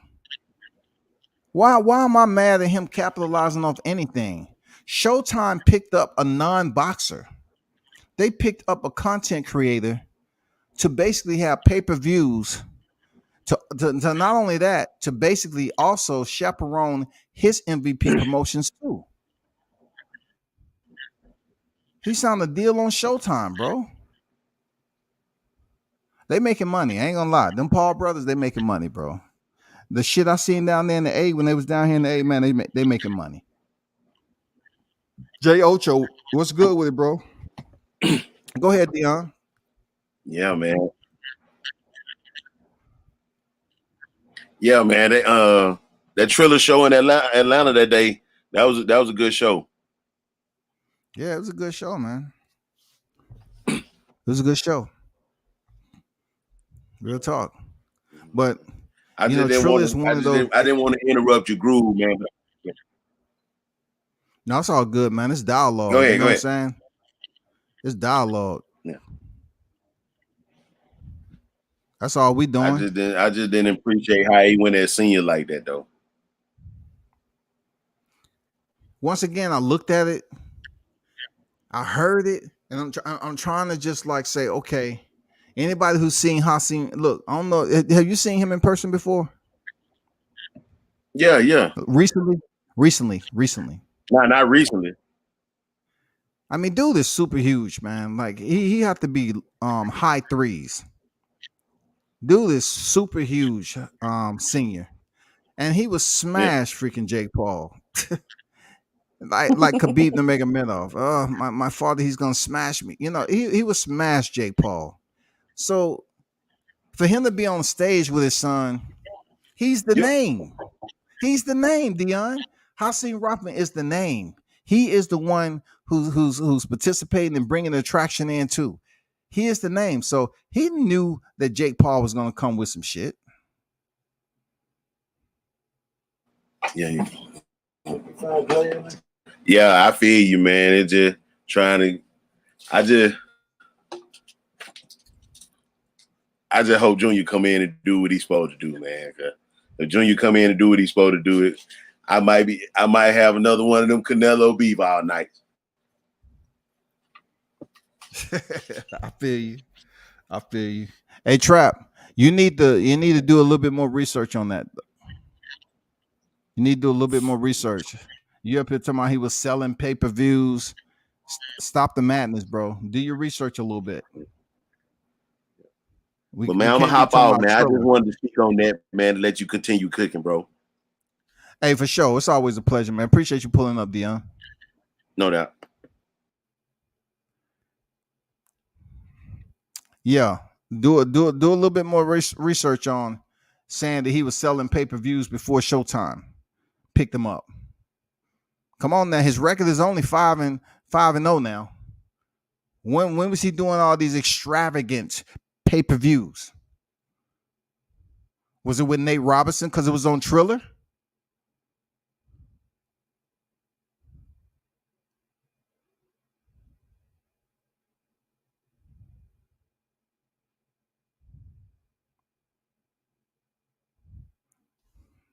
Just don't be dropping just info in the chat. Like, what are you saying? What are you saying? That he was touching M's? I always said that they had money before. So if they was having all that money, why are they over in boxing? To make more money. They feel like this is an open-ended area of not opportunity, but how you put it?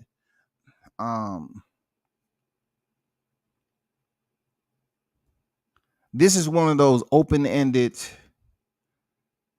I'm just gonna say, opportunities where anybody who have money and popularity can come and do what Jake Paul's doing. That's what he's proven. Well, a lot of us already knew before.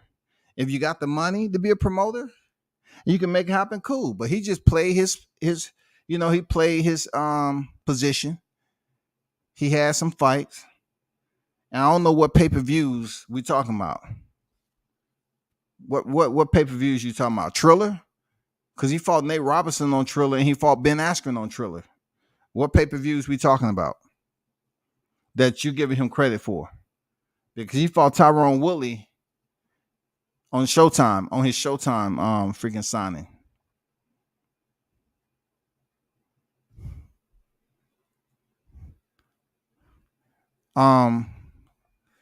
KSI fought Logan, okay? KSI fought Logan, bro. He fought the bigger brother. That's why his bigger brother has a loss on his record, because KSI defeated him. So we're talking strictly Jake Paul. We're not talking about his brother and what you think they were selling. So if Eddie Hearn was able to put on a fight, and we're talking about he allowed these individuals who are two YouTubers to settle some type of beef they had, how is that selling pay-per-views? You don't have a history. You need a history of pay-per-views to average out the numbers to say, hey, what are you talking about, man? They were selling pay-per-views long before Showtime. Like where? Where were they doing this shit at? Everything isn't prize fighting. Just because you fight for money doesn't mean it's a prize. Just because you fight for little scraps and little small minute dollars doesn't mean it's prize fighting. It doesn't mean it's prize fight. That's just a terminology that is attached to boxing, but it doesn't apply to every fighter who steps in the ring and get a paycheck. Everything isn't a prize, especially the paycheck. Well, I'm gonna put it like this, Trap. I'm not talking about the Pauls, okay? I'm not talking about the Pauls. I'm talking about Jake Paul. And they weren't selling anything before Showtime. They weren't selling no pay-per-views. A long time, Logan Paul was out of the ring when he lost to freaking KSI. And that's when his brother Jake Paul came back on the scene and started fighting the Nate Robinsons. You know what I'm saying? The Ben Askrens. Just look it up. Look back what happened in 2021. Just look it up. It'll tell you, just look it up, bro. Just look back how he started to make that climb. You know, and finally, Logan Paul gets a shot. Look it up. Logan Paul gets a shot at who? One of our greats. What's Logan Paul box rec? What's his box rec?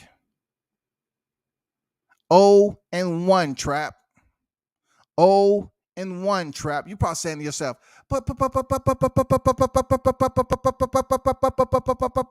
he just fought Floyd Mayweather. Oh, where did he go, Scrappy? He's 0-1, but he fought Floyd Mayweather. Yeah, because it's an exhibition bout. This dude fought one professional fight, and there was another YouTuber called KSI at Cruiserweight. And you're saying they've been selling PPVs. Come on, Trap. Do better, bro. I appreciate you dropping info, man. This ain't personal. You know what I'm saying? You dropping, you talking your shit today. But bro, you put yourself on the firing line, man. Do some research. Logan Paul is 0-1, bro. Look at his box rec. 0-1. He's never fought another professional fighter in a sanctioned bout to improve his record to a winning record. He has a losing record. And that was back in 2019. When did the pandemic hit? Just like I said, the pandemic hit when? The pandemic hit when? 2020, right? During that time, that's when Jake Paul made his rise. Near the post-pandemic. Look up his box rate, big boy. Look up at his fight. Look at his fight with Nate Robinson. When was that? Post-pandemic. Because everybody was talking about it. Everybody was eager to see boxing. And that's when the freaking card came out. You know what I'm saying? That's when the freaking card came out with Triller. That's when everybody was going crazy. Oh my God. Oh my God. Oh my God. Jake Paul's fighting a real sanctioned boxing match. Oh my God. That's when Jake Paul had Badu Jack on there. You know what I'm saying? And they had almost like a 5-fight card. That's it. That's all it was. That was post-pandemic, man. November 2020. Post-pandemic. Post-pandemic. Where are all these pay-per-views you're talking about? Ben Askren. April 21. Post-pandemic.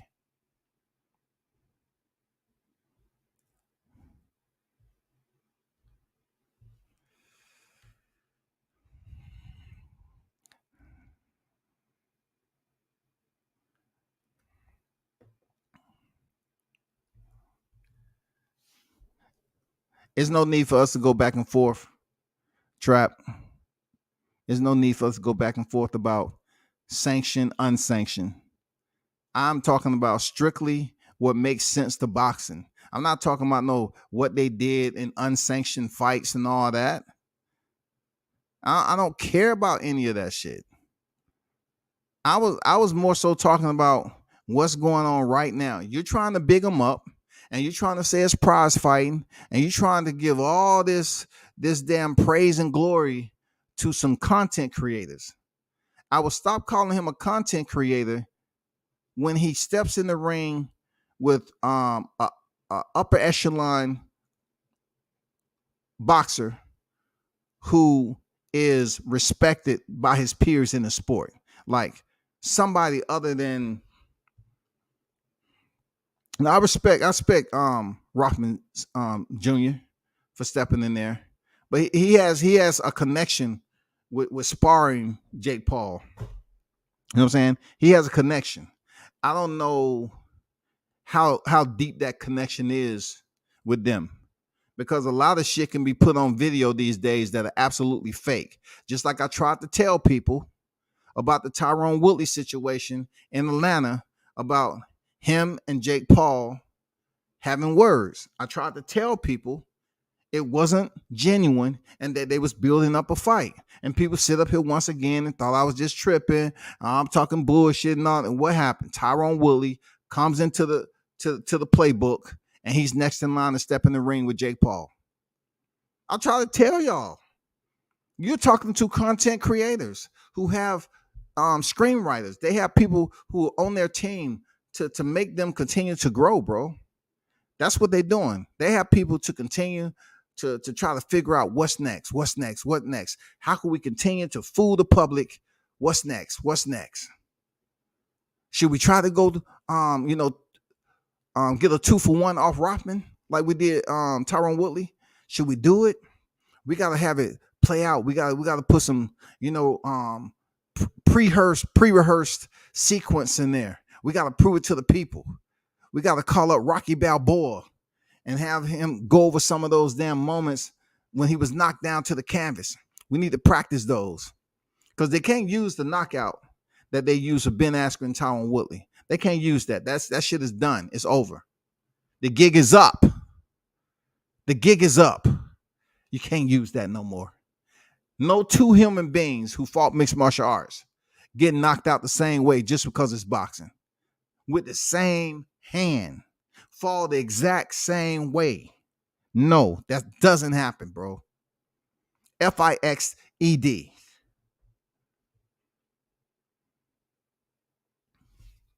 Just tell me this, Trap. What did the bouts that you keep talking about, unsanctioned card? How does that benefit them for opportunity if they got money? How does it benefit them?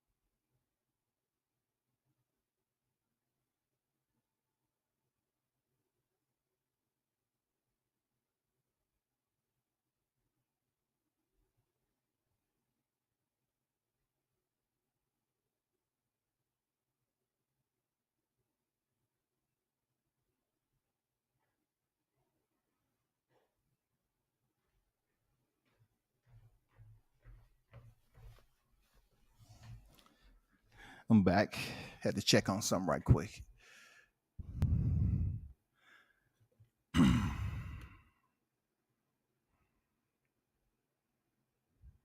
What's up, Smoke? Daniel Cormier got slept with the damn kick.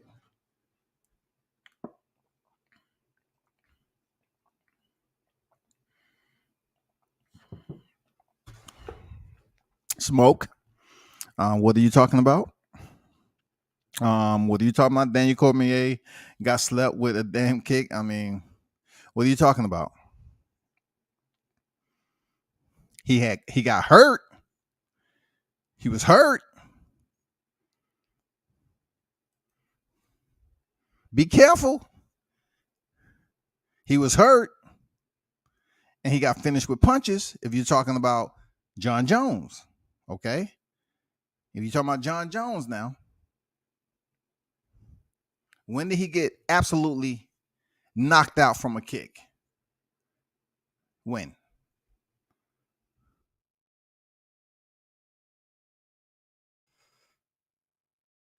And hit the like button, man. I appreciate y'all diving over and cross-threading, combat sport ideals, you know what I'm saying, situations. It's all good.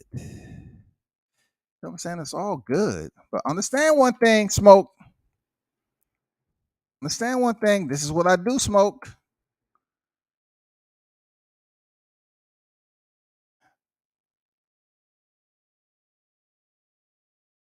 You gotta understand, DC. Yeah, DC was hurt with a head kick and then stumbled back from the cage, and John Jones went over there and hit him with some punches, and the fight was stopped. He was never knocked out by anything. Even with Stipe Miocic, what Stipe Miocic do? Start landing them left hooks to the body. Boom. GMP. I mean, not even GMP. Called him up against the cage. He was hurt. Fight was stopped. And then in the rematch, because they fight like 3 times, right? But Daniel Cormier, out of the trilogy, he was defeated twice. He still didn't get knocked out. He was hurt, but he didn't get knocked out. And how did the legend himself, DC, get brought into the conversation? Let me see. In multiple fights, same kick.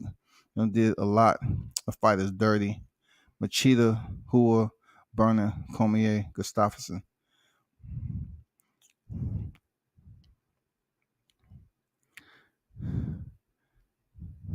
I'm just trying to find out what that had. How do we switch over to somebody getting stopped by a kick? I mean, because we know damn well the Paul brothers don't do MMA. So if we're trying to compare what I said about Ben Askren, once again, I will refresh. All right. Ben Askren, Tyron Woodley was knocked out the same way in a boxing ring. No, 99%, 99.999%. That is a miracle. 99.9999%. I will tell you straight up, that is not going to play out that way. The reason why I have the understanding that I do is that I understand I followed Ben Askren's career. And he had a pretty durable chin. The only person that knocked Ben Askren out stiff was from a flying knee where a person was able to generate a running start. A running start. And Ben Askren, being a wrestler first, attempted a level change, caught with a knee to the temple, lights out. Stiff. Then you had Tyron Woodley, who never faced a knockout like that in mixed martial art, except with fighting Nate Marquardt when he didn't have a school, he didn't have a team, and Nate Marquardt was one of the premier high echelon fighters, and he hurt him with an uppercut, several uppercuts. That's where that played out. What's going on, Smoke? Hey, what's up, Scotty? How you feeling today? I'm cool, man. I see you came over here, in a canoe, going up, trying to paddle upstream, talking about some MMA. What we talking about? No, just the idea that a guy can't have a flaw in his technique that can be exploited by multiple guys over fights. What guy we talking? What guy? I mean, right. So you were saying in boxing that like if you get hit with the same punch that twice, then that in your mind you start thinking of a fix because that doesn't happen in mixed martial arts. From the same guy, bro. The same guy who isn't a boxer. Two guys who have became world champions on the MMA level. They get knocked out, and they're good friends. They're training stablemates. They get knocked out the same way from the same guy. And you're telling me that's not fixed? Well, now, all right. So do you mean fixed in the sense of like somebody took a dive, like so he was paid to do it, or fixed as in it was like a cherry picked kind of thing and he knew the guy was going to go down? Like I'm not like, how do you're saying he's got paid off to take a dive. He sold his honor in the ring for a paycheck. That's what Tyron Woodley did. Tyron Woodley and Ben Askren are really good friends. They're training partners. They're really good friends. So basically what happened, how it played out, and I said this on my live when the shit was going down.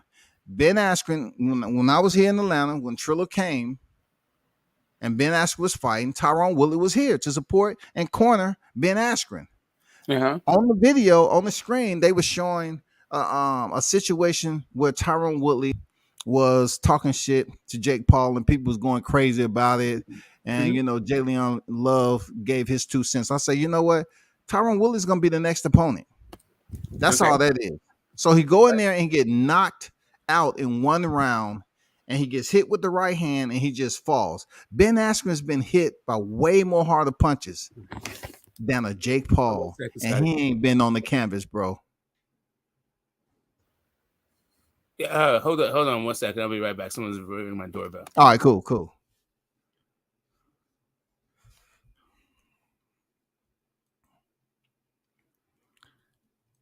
So like I was saying, Ben Askren, he hasn't ever faced any type of adversity that he did just because the gloves are bigger. This dude is used to being kicked, elbowed, All right, All that shit. I'm with you so far. I'm with you so far that it was a you could see that the fight was the Woodley fight was being built up.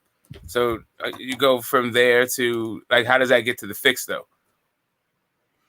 I say the fix is because following him his whole career, he's never been hurt by anybody in that manner. Ben Askren, never, ever been hurt. Dude has a certified chin. You're saying Ben Askren? You're saying Ben Askren took a dive?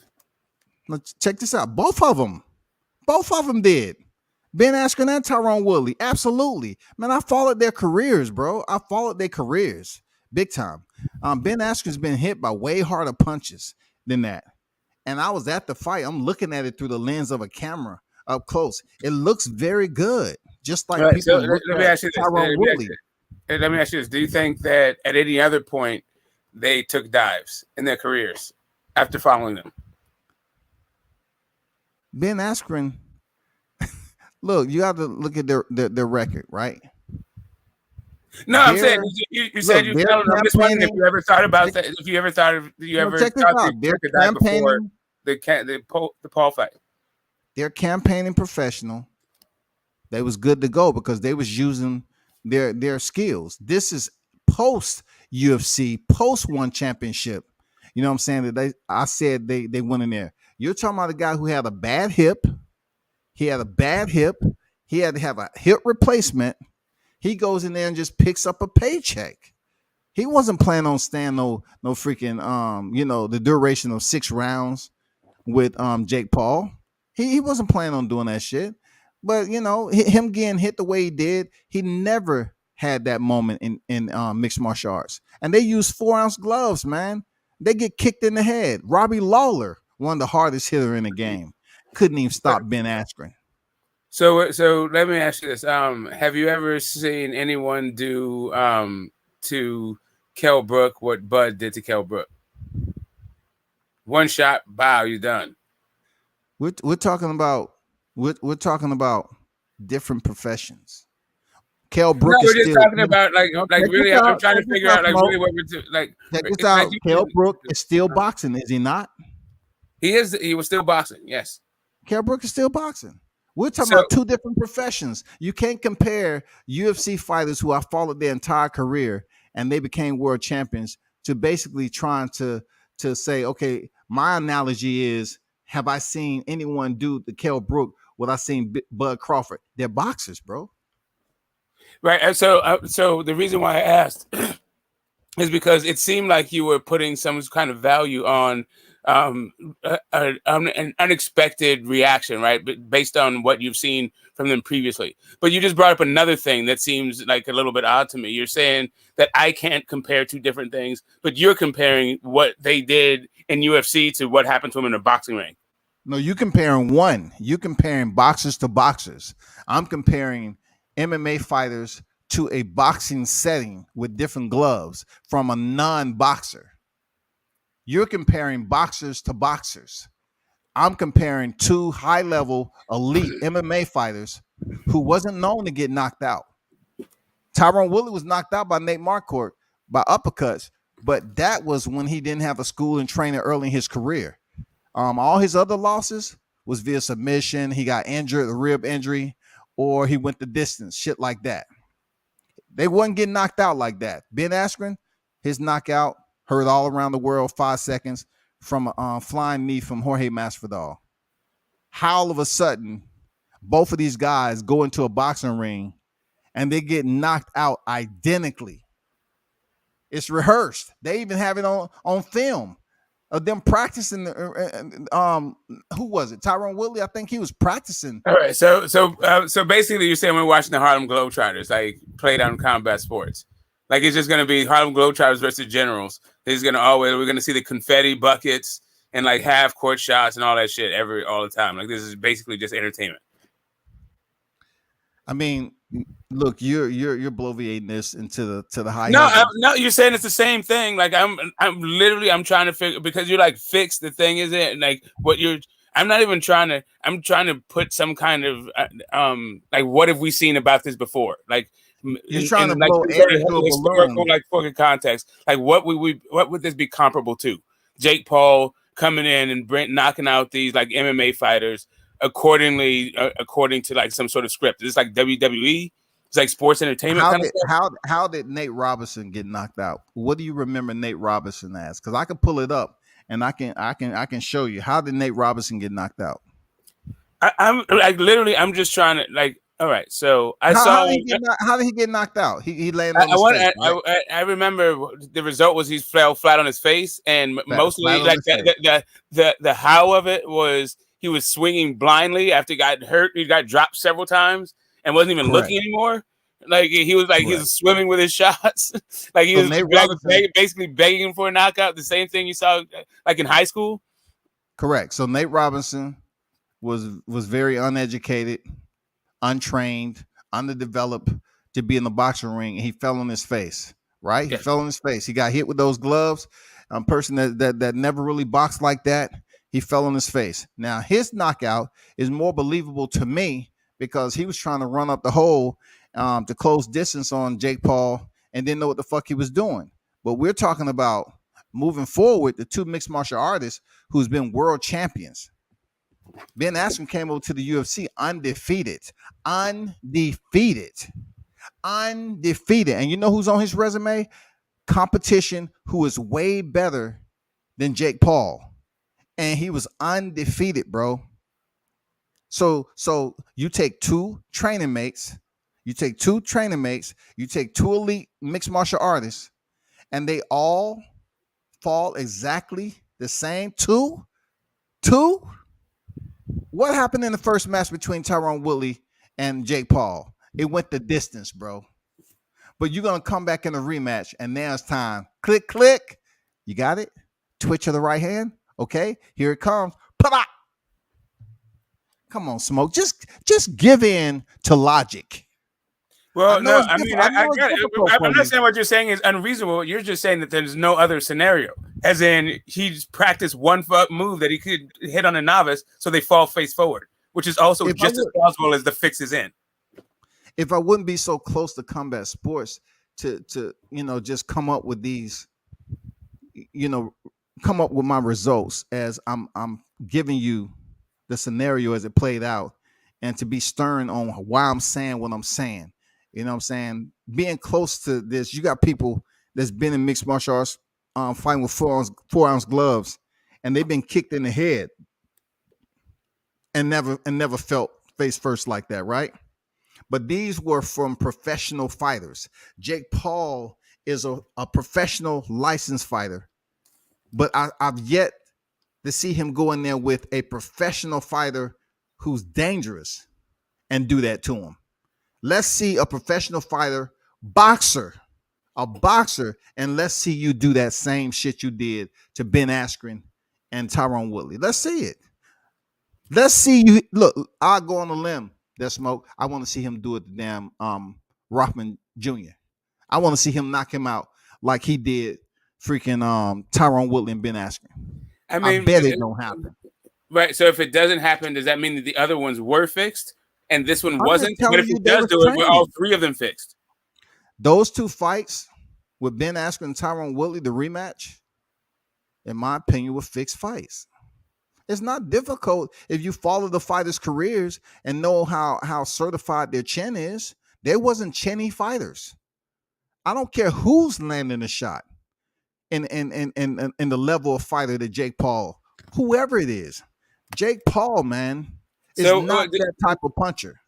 No, I hear you, but I don't think Floyd is a huge puncher, and I don't think Conor has a suspect chin. He does have a suspect gas tank, right? So maybe like it was exhaustion, but he has a Floyd's about to knock chin, that bro. dude the fuck out. But Floyd's about to knock that dude the fuck out.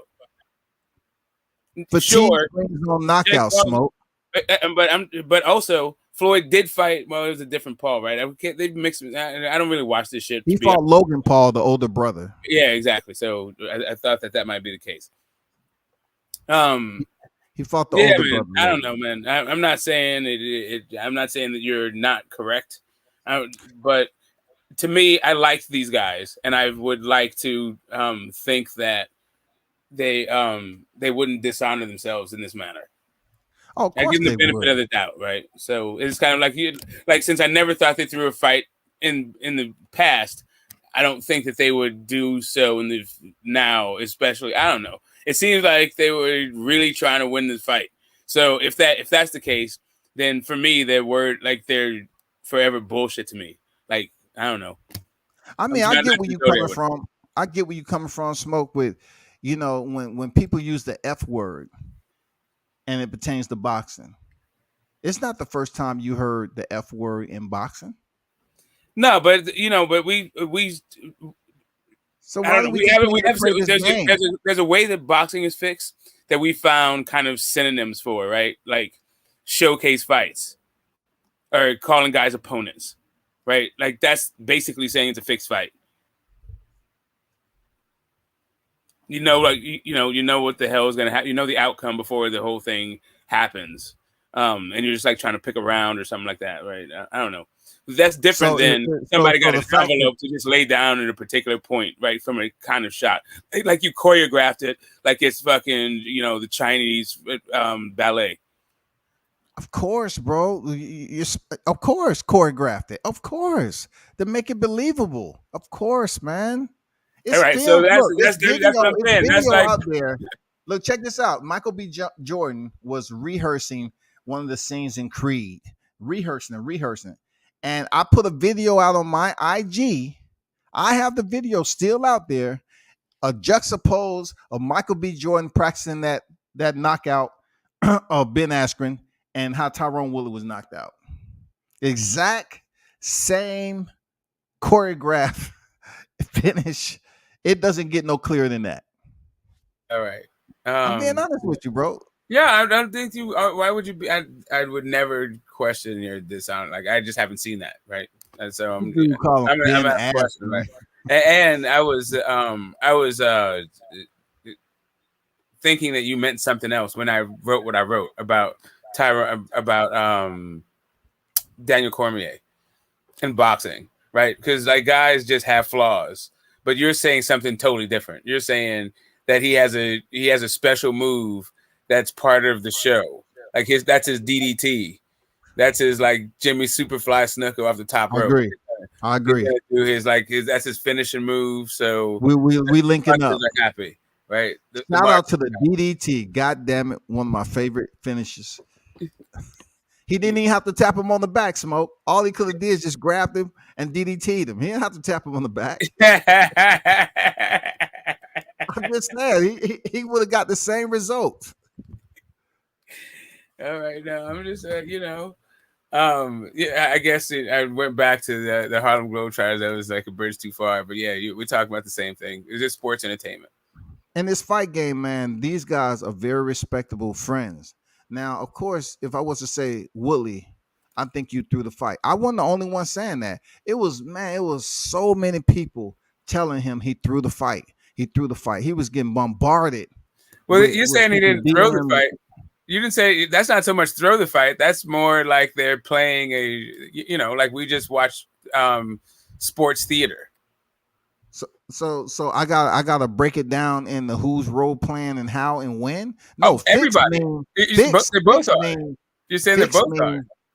No, fix mean they had a predetermined conclusion already. No, you said they rehearsed it, bro. You saying they rehearsed it like it's fucking America's Best Dance Group. I'm clear on that. Yeah, I feel that's what I'm saying. Like that's a different thing. Now we're saying that they're selling people. It's more like fucking Andy Kaufman, Lawler kind of shit. Like, do we not like? Is it real or is it like completely fucking theater? Kaufman Lawler was absolutely serious. He dumped the man off his head doing an award ceremony and knocked out his freaking teeth. You know what I'm saying? When he hit the ground. You're talking about Jerry P. and Lawler? No, I'm talking about Andy Kaufman, the comedian. That, the guy from fucking Taxi. Okay. Yeah, and like Andy, like the Lawler, like he was like a fake fucking wrestling beef they had. Anyway, that's like a weird reference. I guess it's a different thing. Never mind. But no, I'm talking about the same people. Yeah, exactly. It was like a fake. It was a completely you didn't see when he hopped on his back. You didn't see when he hopped on his back? Oh yeah. And he see, it was on the Letterman show. I want to say it started on Letterman, but anyway, point being, I'm just saying that the whole thing was like staged. It was all theater, but people like the public didn't know that it was fake at the time. And it sounds like that's what you're saying. You're saying they fucking held rehearsals. That means not only did they have to agree to this whole thing, they had to set up times in order to meet up, in order to figure out Why how to not? work, right? They Like didn't that. have to. This Look, is all they like didn't have to rehearse. I'm not performative. saying they were. I'm not saying they rehearsed with Jake. I'm saying they would just rehearse with somebody. They rehearsed the move with somebody. And it could have been a lot of things, but I'm just saying, for two grown ass men who fought at the elite level as world champions, they're gonna go ahead and get knocked out the same way. And what about me? You have no idea what you're talking about. Tyron Woodley has never been on a 10-fight losing streak. I know you're being sarcastic. I get it. But look at who he was losing to. Okay, look who he's lost to. It wasn't like he was knocked out. Look how many times he defended his belt. Stephen Wonderboy Thompson twice. Damian Maia, BJJ world champion. Man, Kamaru Usman, who's still reigning champion at the time. And he knocked out and closed down the Ireland guy. So he wasn't no punk, man. He did what he had to do. Go ahead, Smoke. No, I was I was just listening to what you're saying, and Masvidal finished Askren in 5 seconds, not 4. I'm listening, bro. No, go ahead. I see where you're getting at. Anytime someone says fixed, then it's all about proving it.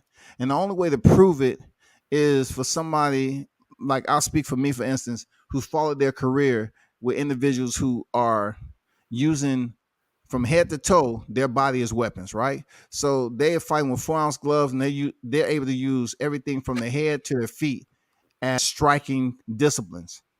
Seeing how these guys went through their career to go over to boxing on the back end of their career and to both get knocked out the same way, I'm calling for what I feel it is. Well, see, and that's so I'm calling for what it is.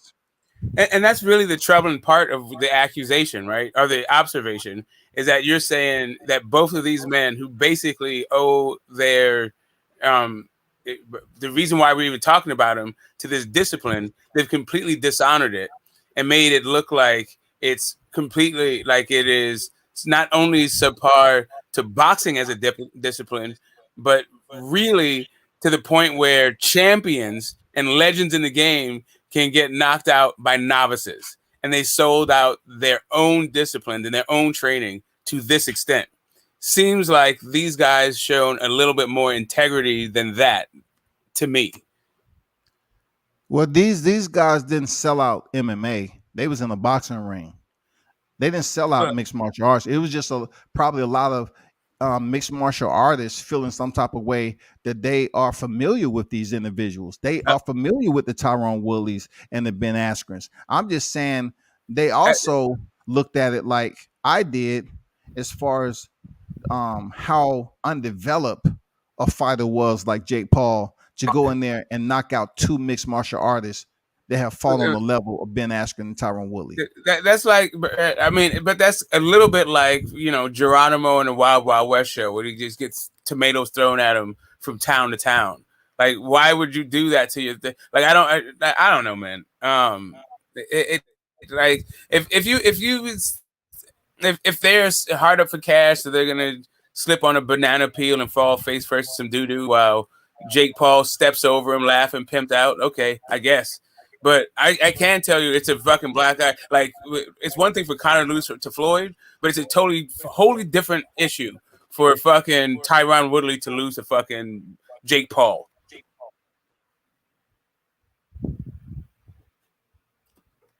What was the last part you said?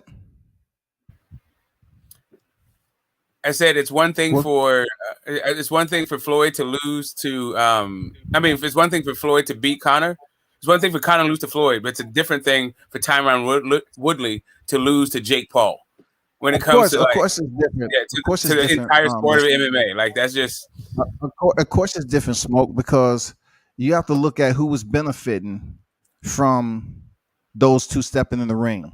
We're talking about Conor McGregor, who's a two-weight world champion in mixed martial arts in the UFC, active when he stepped in there with a multi-division world champion and Floyd Money Mayweather. Even though Floyd was on the back of his career, he was still active and he was still representing himself in a manner to make this a damn good fight.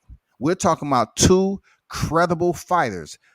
Conor McGregor was a credible mixed martial artist, and Floyd Mayweather definitely was a credible boxer. Not so much when it comes to Jake Paul. We can't say Jake Paul was credible at anything at the highest level except creating content, bro. You can't scramble that shit together. Exactamundo, and especially if you consider like where this whole comparison started with the UFC, particularly with Ronda Rousey, when them saying Ronda Rousey could beat Floyd, and then Conor McGregor stops. I mean, then he stops Conor McGregor, and now we have the guy. Now we have the lesser, the I'm going to say the lesser, but there is the lesser of the Paul brother knocking out Tyron Woodley. This is basically a capitulation, right? This is like, I don't know, man. I feel like of course you hit it on the head. It is a capitulation. It is, bro. He did. Because the backstory, he's going through other shit on his personal life. And let's call it for what it is, man. He needed the money, bro. He needed the money. So he went the distance the first time. Jake Paul used Tommy Fury's name to build up as if he was going to step in there with Tommy Fury, blah, blah, blah, the fake online beef. All along, they had Tyron Woodley lined up to step in there for a rematch. And they did. And that's his whole point was, look at the video, bro. You want me to pull up the video when he took that shot? No, listen, all I'm saying is it sounds like boxing. As long as you've been watching boxing, it'll make you goddamn scratch your fucking head that he kept his left hand down and just watch Jake Paul coming in and hit him with a right hand. Well, I mean, I heard any manner of explanations. I don't doubt what you say. I've had conversations, plenty of them, about that very thing, right? Because to me, like that was just a huge black eye for UFC specifically and MMA in general, given the whole marketing thing attaching themselves to boxing. But that was UFC that did that, really. But anyway, I get what you're saying. It just seems to me more damning evidence about the wages that UFC pays. Because these are two, like you're saying, these are two premier fighters, and they haven't set out the sport. They got to sell the chins to the highest bidder, to like celebrity. No. These guys was on their way out. They was on their way out the sport. So if you're talking about, having a monetary fluff to live off of, not so much, because like I said, without putting his business out there, this public record, Tyron Woodley was going through some divorce. Allegedly, I gotta add the A word. Allegedly, he was going through some other shit, so he really needed the money. I don't get into what the UFC pays them, because what I do know is you allow knockout bonuses, fight of the night bonuses, and those bonuses like 50 stacks. And Tyron Woodley is had the opportunity to be a part of that, but coming over here to grace the square with a content creator like Jake Paul. Yeah, he chose to, allow Tyrone the opportunity to make some more money because he needed it. He needed it. So he's going to play by the rules the second time around. He's going to go in there and take the dive like Greg Louganis, and he went on about his life. Wow. There's a lot to unpack in that. Yeah, man.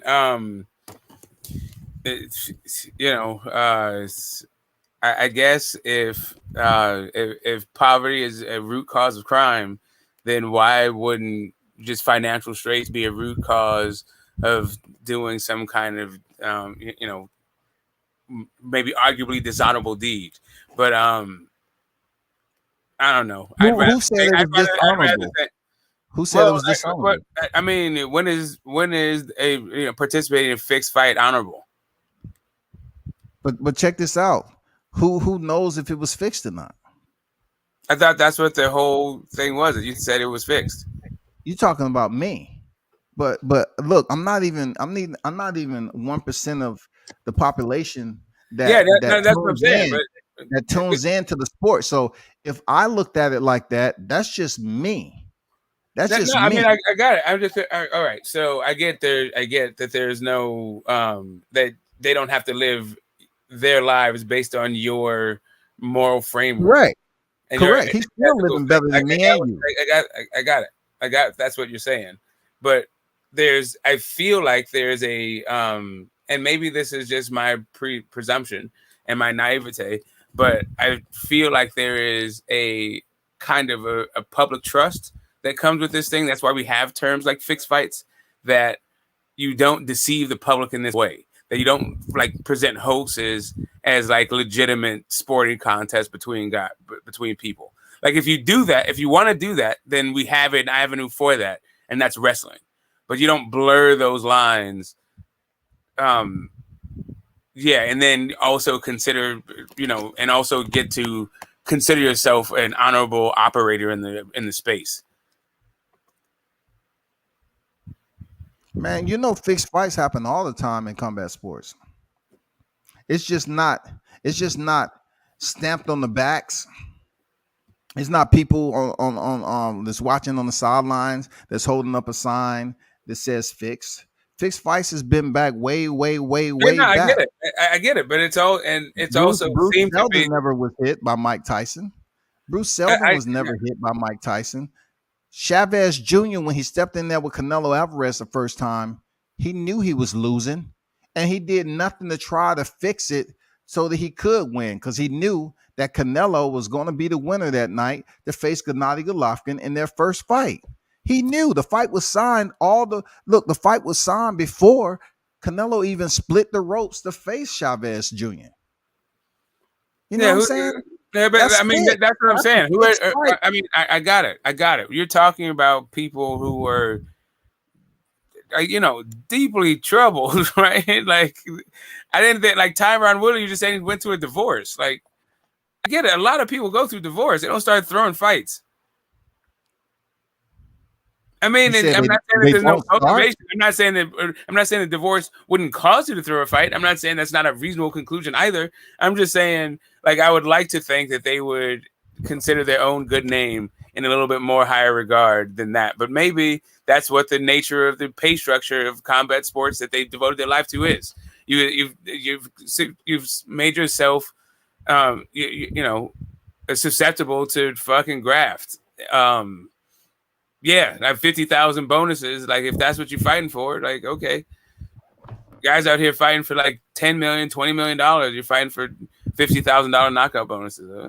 See, there you go. And look, now you get into the credence and what I'm talking about. Because I hear you. I mean, they're still pushing. They're trying to push a lawsuit for better pay over there. So without going knee deep into people's money bags, it's been said for quite some time that people feel some type of way about this, that, and the other when it comes to that. All right. So if that is indeed the case and you got bills to pay, taxes and all that, some of these fighters, if they don't get those bonuses on top of what they're getting paid, they may not have an alternative once they hang up the gloves. They may not have a gym open. They may not be training somebody. They might not have alternative monetary means for residual income. They may not be in that position. So therefore, if they're able to fight, because he was out of the UFC. He was out. Tyron Woodley especially, he was out. But Ben Askren was still signed at the time, I believe. And Tyron Woodley say, you know what? I can fight over here on Triller. I mean, I can fight over here, Jake Paul on Showtime. Why not? It gives me exposure. Plus, I get paid real nice. So boom, he does it. He goes the distance the first fight, and then he gets knocked out the second fight. So, to be honest with you, I'm not mad at Tyron Woodley because he has a family to feed, and he has to make a living one way or the other. If it requires him taking one on the chin, as they call it, he had to do it. He took one on the chin, bro.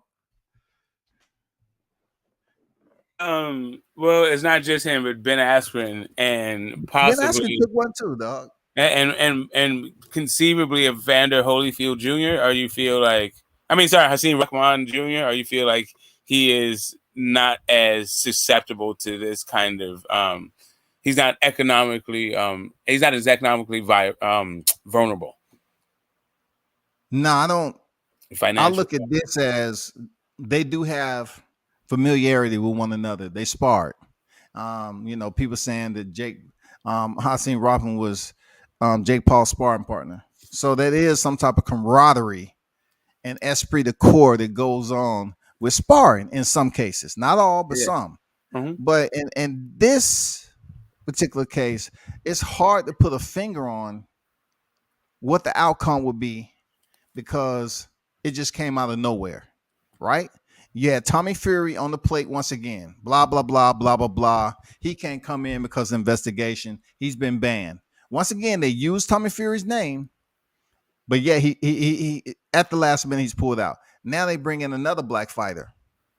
And if anybody knows, Jake Paul hang out with a lot of black people.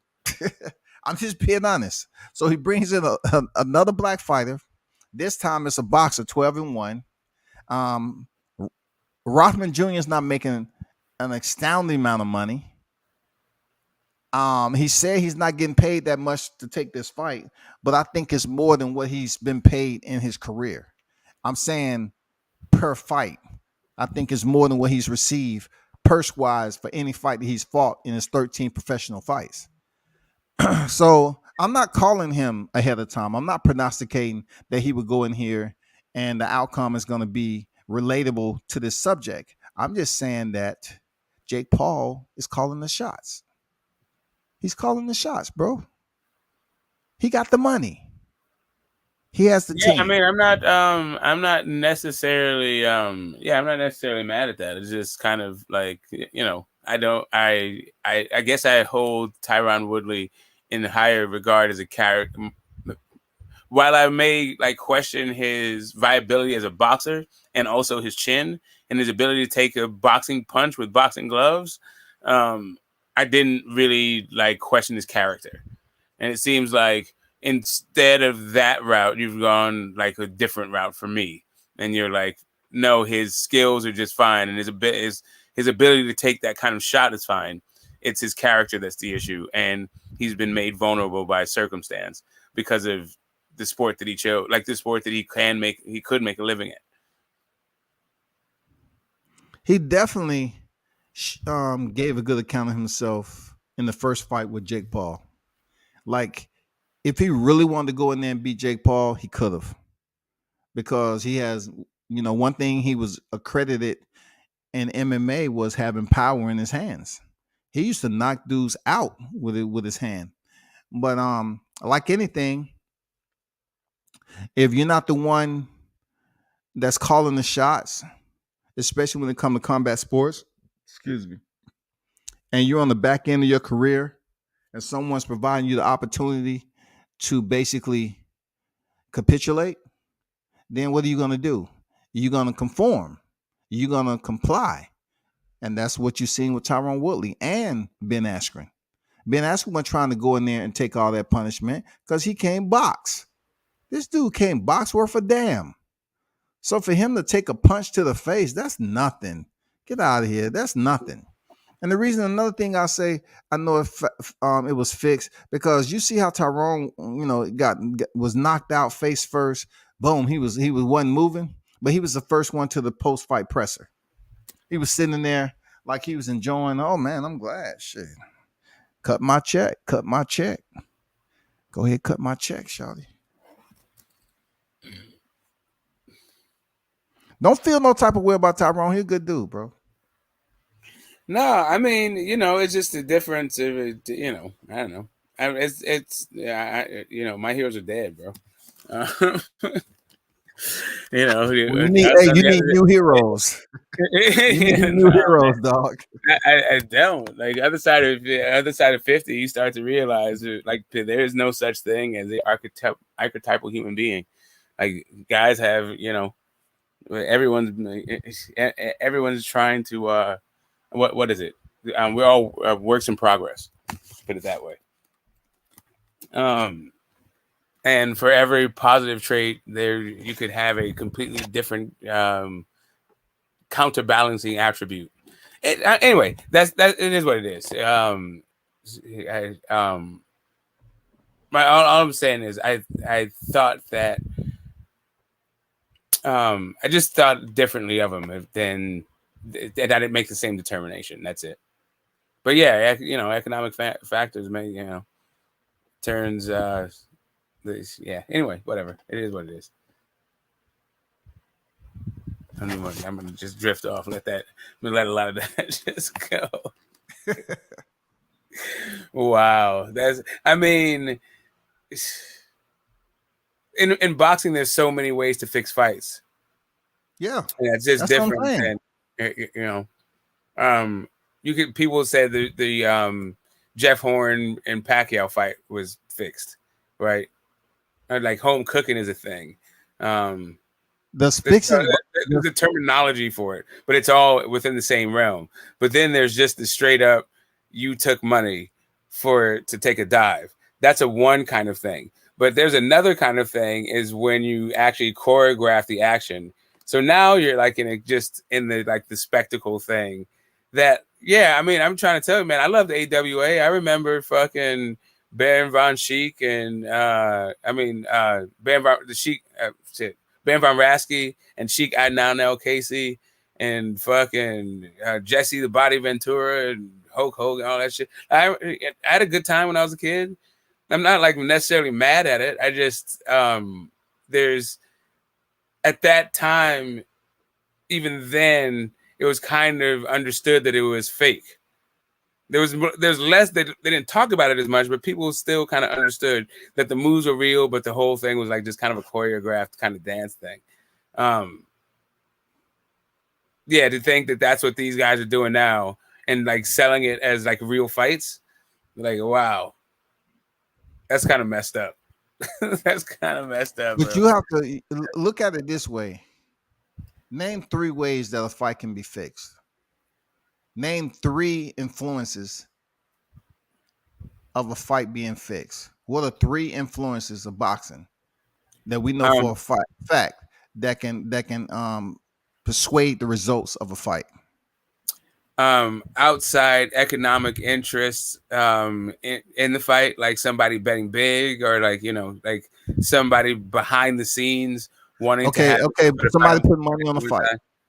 Okay, somebody put money on the fight. Somebody betting money on the fight. That can be a plethora of many. So somebody betting money on the fight. Let's bring it down to more basic.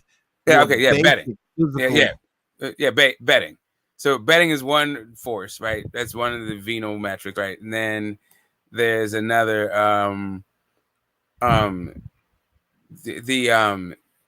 choosing the opponent to make the other guy look good, right? Like showcase fights. Is that a fix, or that's just a decision to it's a predetermined outcome, right? It doesn't mean the results are going to work out that way if you fix it doesn't you bring an opponent in. It doesn't, but that is one of the ways, right? That is one of the ways that they fix fights in boxing.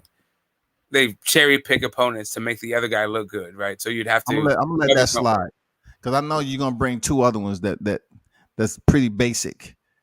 We have betting on a fight, which is very huge. That's just like the biggest. I'm just saying, like too basic. Yeah, I'm just saying you build up the profile of another guy. Maybe I'm putting too much on it, but you're trying to make another guy look good. Basic, I'm just saying, like, you want to make one guy look good. You want to build up the profile and the reputation of one of the fighters. That's another reason why you'd fix a fight. No, I'm talking about the influences of a fixed fight. The influences. Betting is an influence.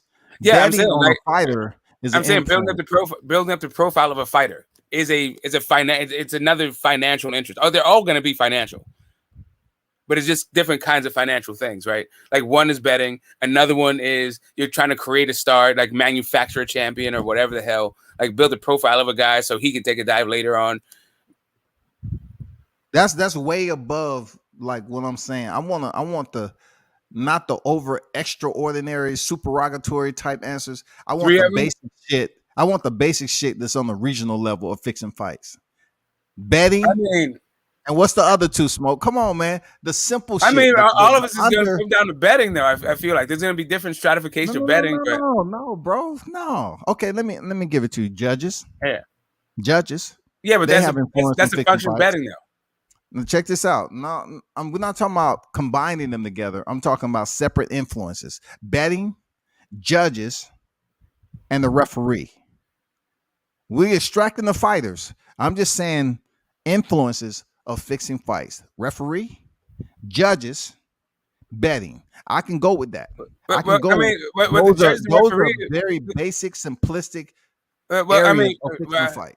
So this is what I mean by the stratification of it all, right? So the promoter is the one who's going to be in charge of those judges and the referee.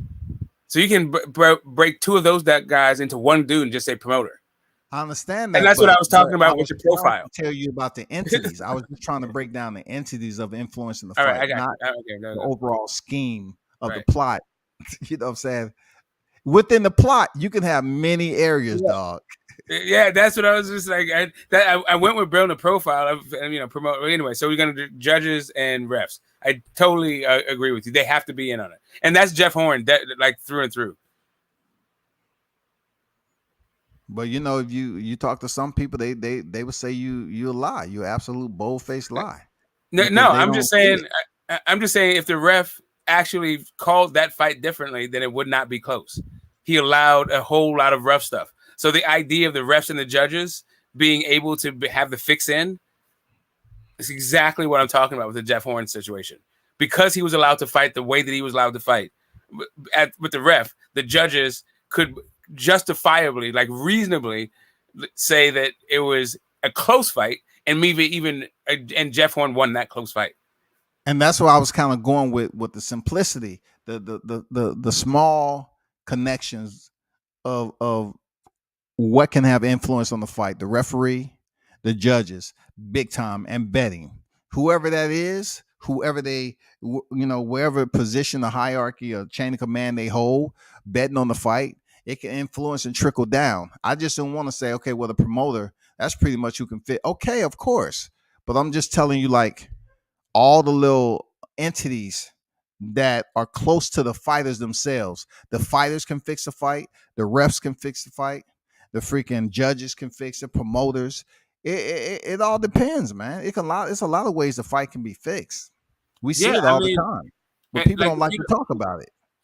Right. So just this last time, the Devin Haney, George Kambosos, right? The whole thing with the dad not being, and who's also his manager because of some old offense, right? And I want to talk about the cultural parts of it. But one of the things that came out, and shout out to Rachel Donaire, she came out and said that what she found out was that they subcontracted the promotional duties in Australia to a local company. Right, and that could very well be that could very well be what happened, and probably more likely than not, that's what happened in the Pacquiao Horn fight too, because Bob Arum doesn't promote in fucking Australia. Of course, he would subcontract with a local promoter. So even that, like, even though you have like a promoter like Bob Arum, you can still have the local promoter sell you the fuck up the river. Yeah, I mean, there's just all kinds. There's cracks in the system, but yeah, I get what you're saying. Is the refs and the judges definitely have the agency in order to like sway the outcome, or just outright say what the outcome is, right? Yeah, just like Adelina Bird, man.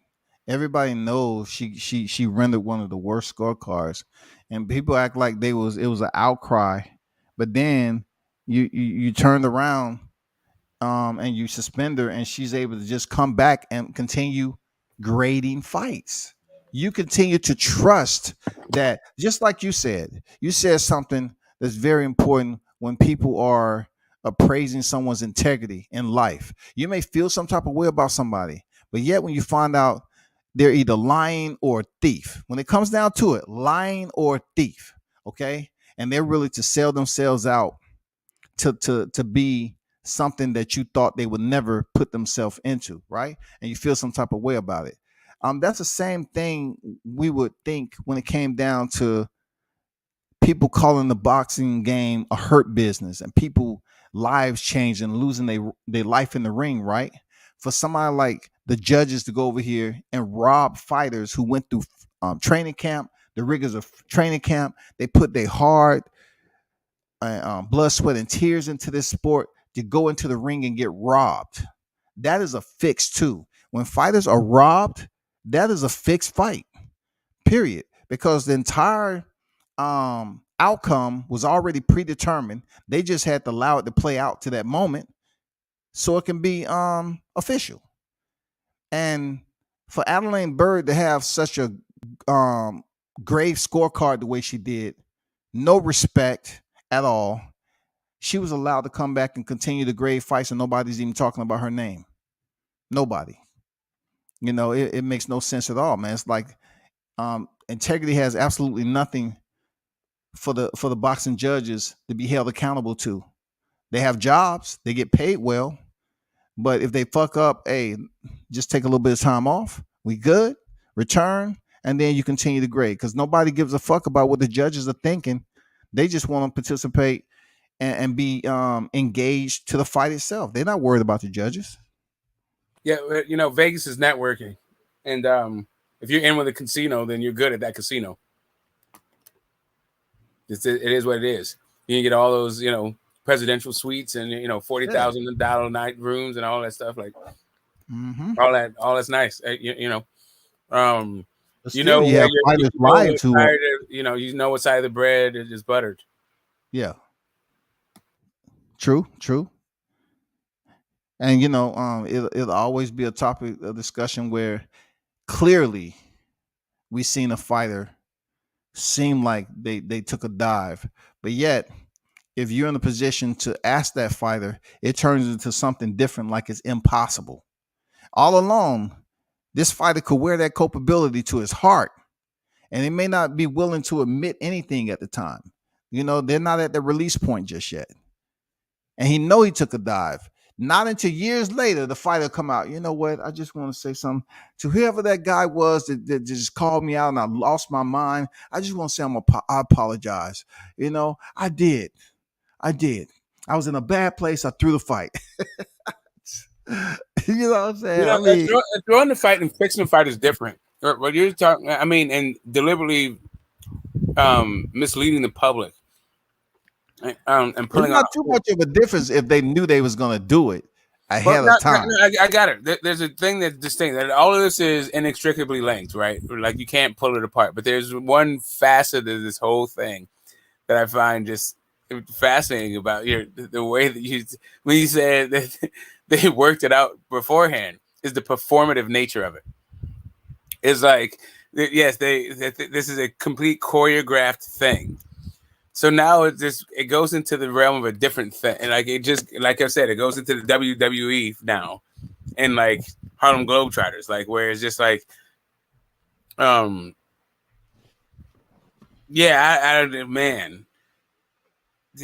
that is, I mean, I guess it's kind of funny. Like, and I guess that they maybe and if they were those kinds of,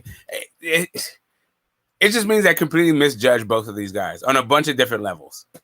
Not just like integrity wise, but also like their sense of irony and like their comedic, their sense of humor, all that shit. Like this is kind of funny. It is kind of it's unfortunate.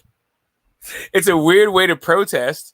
And if you're willing to like put on the clown shoes for the cash, like, and that's what happens. I mean, it can happen to the best of us. Yeah, no judgment, but that's what happened, right? Like, wow. It's kind of sad too. Whatever. If you look at Sergio when he knocked out Paul, all right, that's a more natural knockout where someone is stiffen up and fall on their face. You can see the fight. You can see the pace. You can see how the fight was. You know, the encounters between both fighters. You can see how they was engaging one another. You saw everything play out naturally because they was actually boxing, and it was all freaking genuine and organic. When he got knocked out, that shit was a natural knockout. when he fell on his face, it wasn't nothing you could say. Dude, Paul Williams got knocked out, starched. When you look at the movies and you see enough Rocky movies or boxing movies in general, that is one of the knockouts, the finishers that happen in these movies. And that's what Michael B. Jordan was practicing. That same finisher that just so happened with freaking Jake Paul and Ben Askren, Jake Paul and Tyron Woodley. The same exact finisher. They look the same. It's no way in hell that can be the same in reality. There's no way. If this was a natural, organic fight and you're knocking out, Mike Tyson didn't even really knock out fighters the same way. They didn't fall the same. Their body structure was different. They all fell different. The results are, the knockout was there, but when they actually, their body went limp, none of these fighters was somewhat the same once they hit the canvas. You remember how Wilder said the guys are going to fall either on the face or on the ass or on the back, right? Spielka and Brazil kind of looked the same. They both did the Snow Angel and got hit with a similar shot. Two totally different guys. I mean, one slipped and it was right hand with a short, quick right hook when Spielka was coming in, and he fell down on his shoulder and rolled over. And Dominic Brazil, he put the one out there to distract him and starched him with the two. Dominic Brazil fell right back. He didn't fall on his freaking face. No, I'm just telling you. I got it. But Wilder used to say where the guy was going to fall on his face or on his back. While Ortiz felt on his face when he said he's going to fall on his face. He used to call the shot and to call how the guy was going to land, right? And I'm just saying that the result, if you look at how they sprawled out on the canvas, both Spielka and Brazil are sprawled out in the same way. I want to say that like kind of earlier about this, the whole thing, right? You just kind of brought up the performative nature of it also. So like they would have to literally like practice how to fall so they fall the same way.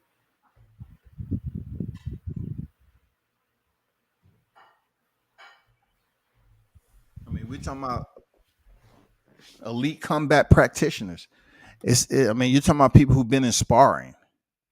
I mean, it doesn't take much to run through a finisher. No, I got it. So it's like, and they've seen it a bunch too. Yeah, I get it. It's not like they're starting from zero. And as soon as they can just say, even they probably have like industry jargon for it, like face plant or whatever, facers. Yeah, absolutely. That's all I'm trying to say. They absolutely they can have little code words or acronyms. Just like, look, these the same people that have little numbers and everything for punch combinations and acronyms and code words. Same thing. They can do the same thing for finishers. They can do the same thing for finishers, man. It's just hard for people to digest that a fighter would throw a fight and to be called out on it, and for them to admit they're not going to admit throwing no fight. But I mean, throwing a fight, but I mean, that's what I'm saying. Like, this is a different terminology. Throwing a fight can be on your end and having nothing to do with your opposition. But what you're saying is they're in collusion to the point where they're choreographing it. This is a completely different. I say the finisher was choreographed. So they might have met and choreographed, because he is absolutely the ones who's bringing, paying the checks. He's writing the checks. They're Jake Paul. So yeah, they absolutely might have had private sessions of freaking choreographing that shit, allegedly. Right. No, I get you. Yeah, right. That's what I'm saying. Like, that's to me, that is a different kind of that. Now we're in the sports entertainment, not really throwing fights.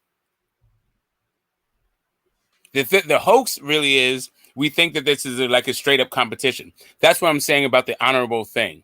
It's like we think it's one thing, but actually it's something else. But you can make money in choreographed fucking fights. And we have the WWE for that shit. They make tons of money. But it's different though. I know. I mean, I get it. I'm just saying It just exists in the world of like combat sports. And the idea of it being an honorable thing or a dishonorable thing. Like, yes, a lot of people throw fights. There's all kinds of ways that you can fix a fight, but that seems to either give credence to or further or just sustain the lack of integrity that exists in the sport of boxing, right? Like, we don't just like go, oh yeah, like they threw a fight or they fixed a fight and that's all good. Generally, that's like at the very, against the social mores, but I think it's like straight out taboo. You can't just like fix a fight. You find out a fight is fixed after the fact, then there will be a huge public backlash and all kinds of shit. What do you mean public? What do you mean? If the fight is fixed, what do you mean? If it seems too obvious? No, I mean, like, once you find out a fight is fixed, like there was in the women's boxing, there was a woman who was like on like, she was transitioning. She was like on hormones, testosterone.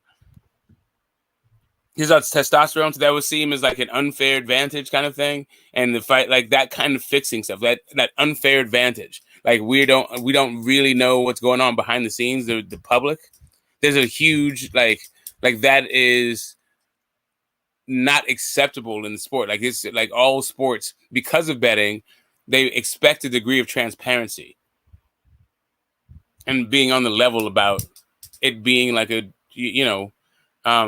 everyone is on the same level. It's a level playing field and both sides are trying to win.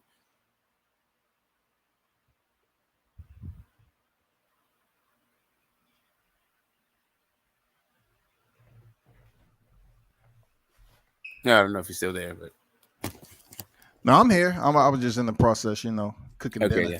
Okay, that's all. Yeah. I got a youngin with me. I got the last one in the other damn generation. I heard that one, man. Yeah, all mine are adults now.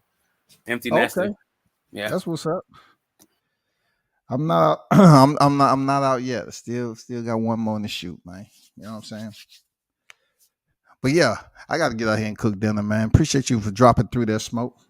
Peace, man. Always come chop it up. Man, it's always welcome. Peace to the chat. All right, hold it now, man. Salute to you. Everyone who pulled up, appreciate you. One love to everybody. Thanks for the support, man. Continue to show up, show out, and turn up and tune in to World Combat Sports, man. I'm out.